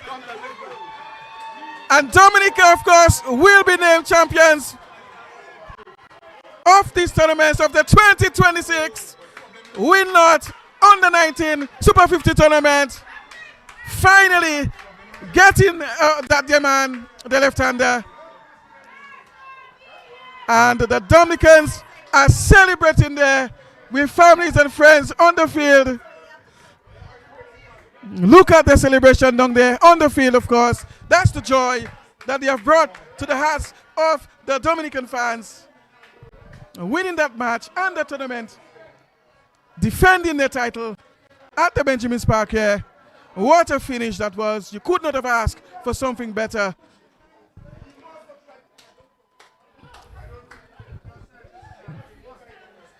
And of course the players will do the usual. Pass side by side in handshake, and of course just expression some sportsmanship as they normally do. And of course afterwards we'll have a post-match interview, having a chat with both captains, and of course declare the man of the match. So with that, of course, we'll take a short break, and we'll be back, of course, for the post-match interview. Stay for us, don't go away.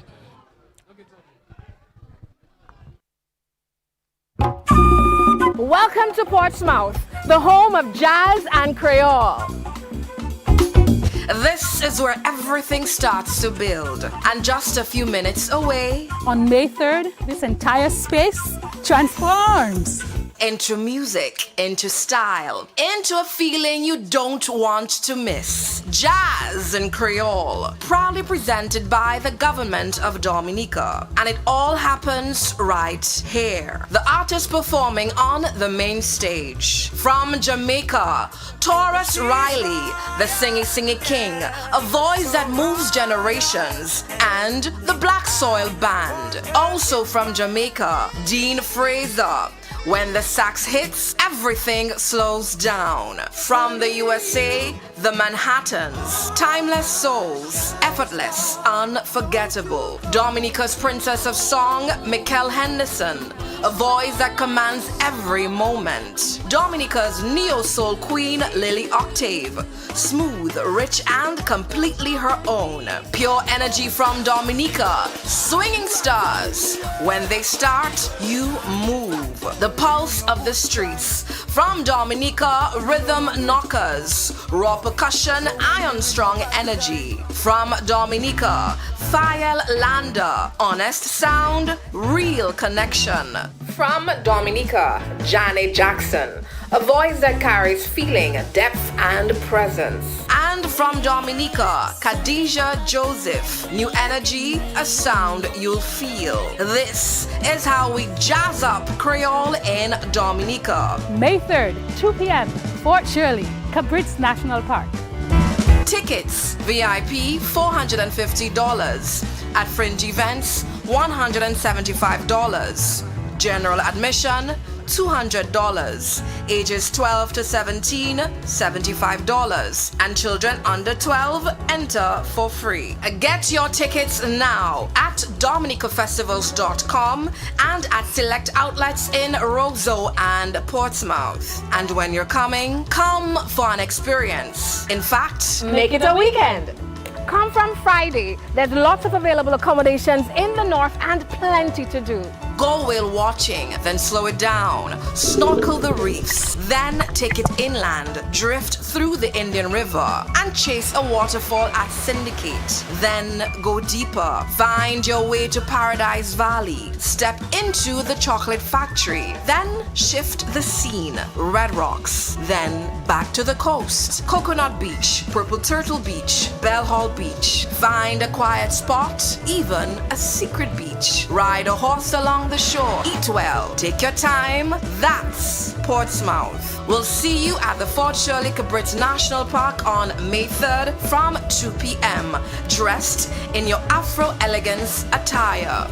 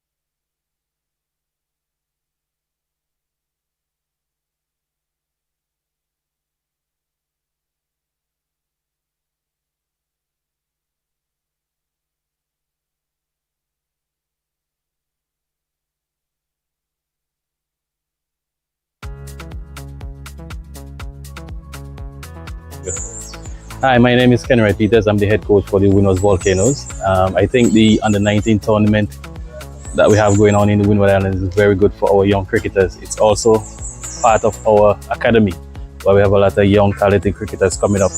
And this area allows our young talent to display their skills, to also move on to play for the Windward Islands Volcanoes. One of the importance of this tournament is to bring players together where they can form camaraderie, and also they can express their skills, and also give the selectors an opportunity to see the future international cricketers.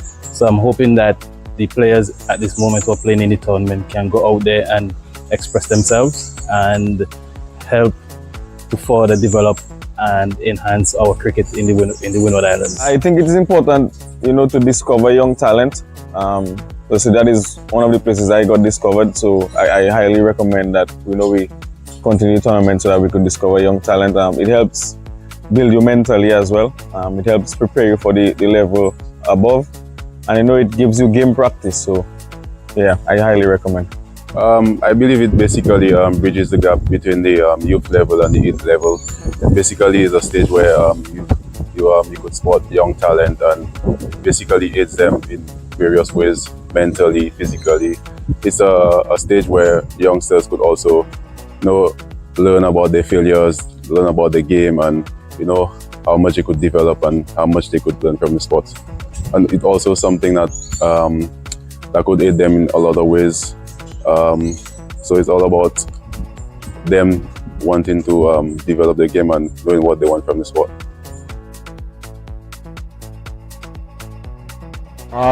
My name is Shin Chining Paul. I'm a Windward Island player. I'm now the assistant coach of the Windwards Volcano team. The task has been put on me to advise the youngsters out there who are from the Under-19 coming up playing the cricket. I basically have 3 main points I want to cover that I would want to share with the youngsters. And number 1 is to build solid basics rather than chasing flair. What I mean by that is, the game has been evolving as we speak. Every year there's more and more cricket playing, and most times youngsters, focus on flair and style and how they want to play certain shots or whatever, and forget about their basics and this, in terms of their technique and their grip and all those things. And what ends up happening is, the more these players play cricket, they go to higher levels, and you're gonna have smarter cricketers who are gonna work them out, and so they come to a crash, right? And then they want to go back and work on basics and their grip and their batting stance and bowling grip of that. So pretty much to do it the right way first rather than to go back and do it in reverse. So build that solid basics, and then you can go after the flair. Secondly, I would advise youngsters to train your mind skills, your mindset, as much as you train your skills. Cricket is not just a skills only. Even more so the skills is part of it, but more so the mental part of it is what I want you guys to focus on. When you play sports, you're gonna fail more often than not, right? Obviously you don't want to fail, but it's gonna happen. It's a part of the game, it's a part of life. But what you want is, when those moments happen, you're gonna handle failures better. You train how to be composed, you train how to manage yourself among people, among pressure situations, which is gonna help you to build back and to reset faster, right? And so you can get back into the right things that you want to do. And last but not least, I advise you guys to, prioritize discipline and fitness. A lot of times we know that's what we have to do, but I don't think it's a priority. So what I mean by that is, build yourself proper habits, right? Put yourself in the right circles, in the right minds, in the right peers. Surround yourself around the right people. In terms of nutrition, the discipline, a lot of times we want so much from our bodies, but we're not putting it in the right foods. So if you can start at that age, when you get there, it becomes easier. So put in the right foods, recover properly, train properly, make sure your training is specific and not just general. And I believe once you cover those bases, the ball is in your court. Hi, this is Sunil Lambris. I want to encourage you guys to stay focused, train hard and smart.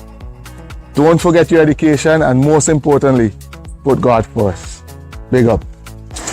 Hi guys, my name is Kenneth Demba, and the best advice that I can give you guys is to respect your parents at all times, take your cricket seriously, be coachable, And this is a perfect opportunity for you guys to change not only your life financially, but your family's life. So again, respect your parents at all times. Thank you.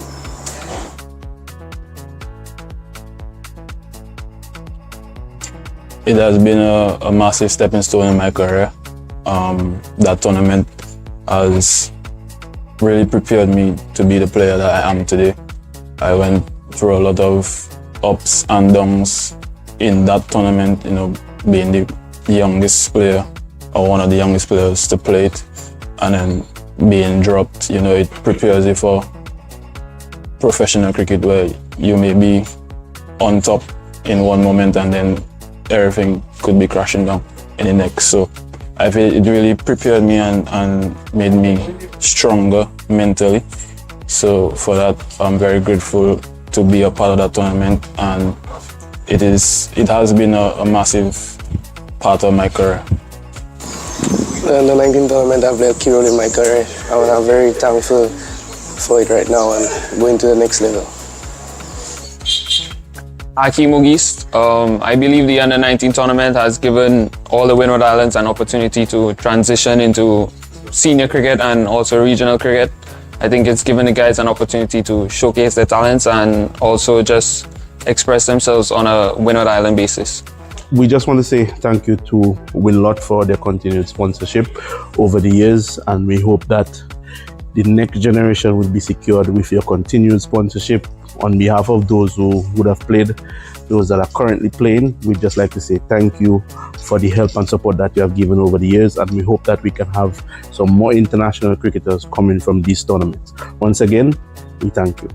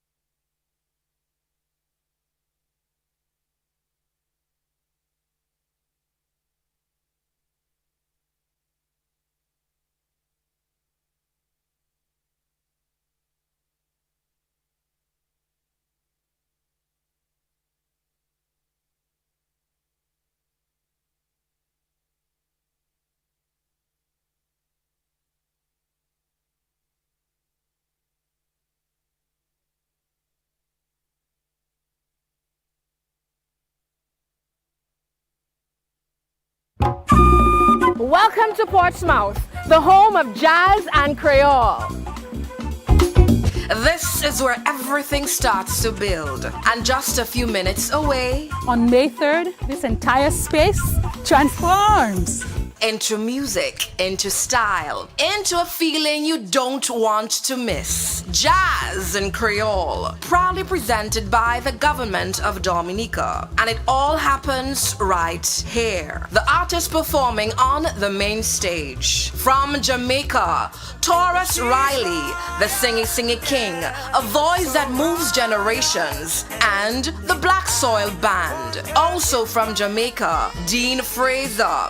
When the sax hits, everything slows down. From the USA, the Manhattans, timeless souls, effortless, unforgettable. Dominica's Princess of Song, Mikkel Henderson, a voice that commands every moment. Dominica's neo-soul queen, Lily Octave, smooth, rich, and completely her own. Pure energy from Dominica, swinging stars. When they start, you move. The pulse of the streets. From Dominica, rhythm knockers, raw percussion, iron strong energy. From Dominica, Fael Landa, honest sound, real connection. From Dominica, Janet Jackson, a voice that carries feeling, depth, and presence. And from Dominica, Khadijah Joseph, new energy, a sound. Welcome back, of course, to Vibrant TV to, of course, do the post-match interview and, of course, have a chat with a couple of the boys, the captains, both the winning and the losing captain, and as well, we'll have a chat with the man of the match, of course, who will be declared as well. Well, let's just head right into it. Well, Jordan Charles, of course, things didn't go your way in this match against Dominica today. It really looked as if that you guys were going to win that match, especially towards the end, Jordan Charles. First of all, I want to say congratulations to our team Dominica to winning the tournament. We didn't hope for this result, right, as a team, right? We had a lot of plans coming into the tournament and confident that we was going to win the tournament, but that's just cricket. Yes, and just looking at the points table here, of course, you already had 4 points, a negative run rate, but you had 4 points, and of course, you would have had 6, but that wasn't to be. Dominica, of course, getting the better. Any positives from this game? Any lessons? Well, I think that the guys from both teams, you know, whatever they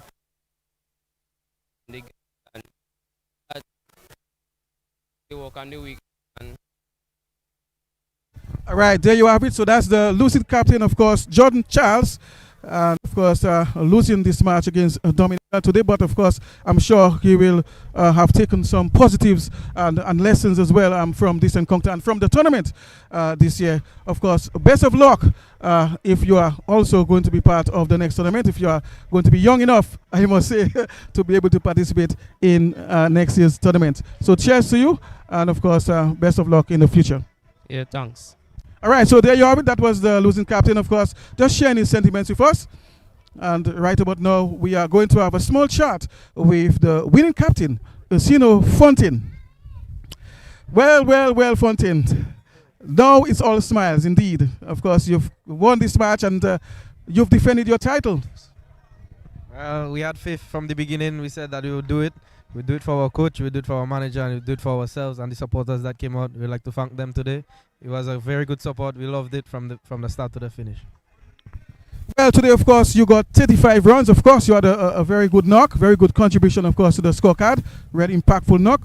But you also picked up 4 wickets in your 10-over spell, and that was very crucial, especially picking up the early wickets, breaking the back of St. Vincent very early in of course, when it was your turn in the field. So, because of this, Fontaine, you were declared as man of the match for your 35 and, of course, getting 4 wickets in your 10-over spell. Just share your sentiments about this.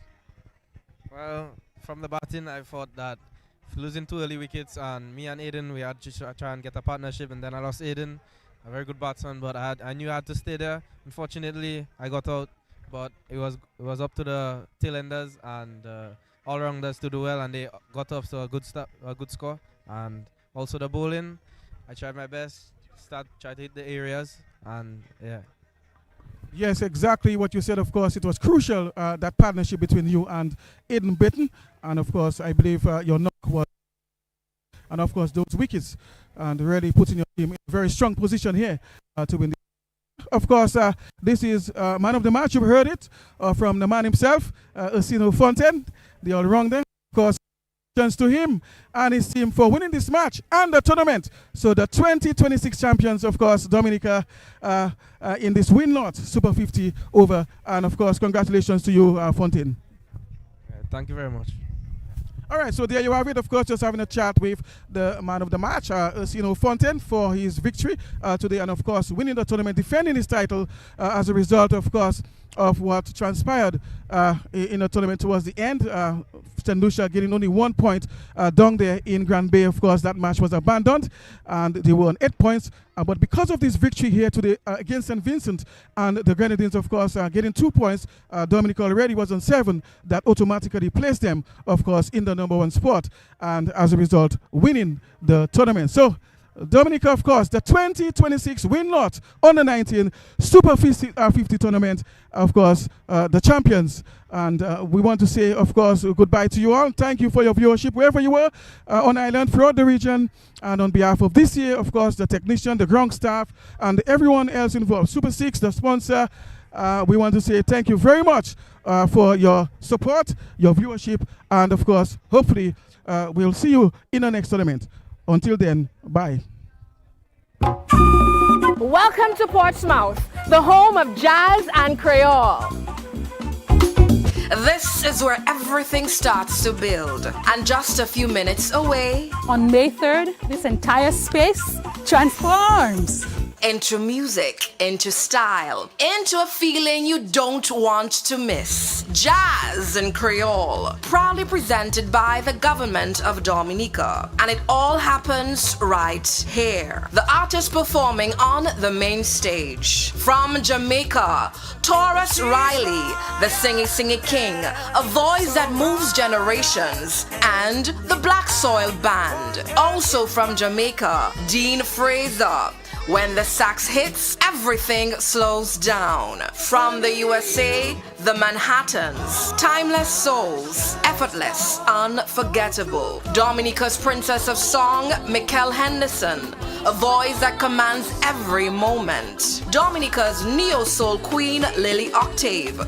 Smooth, rich, and completely her own. Pure energy from Dominica. Swinging stars. When they start, you move. The pulse of the streets. From Dominica, rhythm knockers. Raw percussion, iron-strong energy. From Dominica, Fael Landa. Honest sound, real connection. From Dominica, Janet Jackson. A voice that carries feeling, depth, and presence. And from Dominica, Khadijah Joseph. New energy, a sound you'll feel. This is how we jazz up Creole in Dominica. May 3rd, 2 p.m., Fort Shirley, Cabritz National Park. Tickets, VIP $450. At fringe events, $175. General admission, $200. Ages 12 to 17, $75. And children under 12 enter for free. Get your tickets now at dominicafestivals.com and at select outlets in Roseau and Portsmouth. And when you're coming, come for an experience. In fact, Make it a weekend. Come from Friday. There's lots of available accommodations in the north and plenty to do. Go whale watching, then slow it down. Snorkel the reefs, then take it inland. Drift through the Indian River and chase a waterfall at Syndicate. Then go deeper. Find your way to Paradise Valley. Step into the chocolate factory. Then shift the scene. Red Rocks. Then back to the coast. Coconut Beach, Purple Turtle Beach, Bell Hall Beach. Find a quiet spot, even a secret beach. beach, ride a horse along the shore, eat well, take your time. That's Portsmouth. We'll see you at the Fort Shirley Cabrit National Park on May 3rd from 2 p.m. dressed in your Afro elegance attire.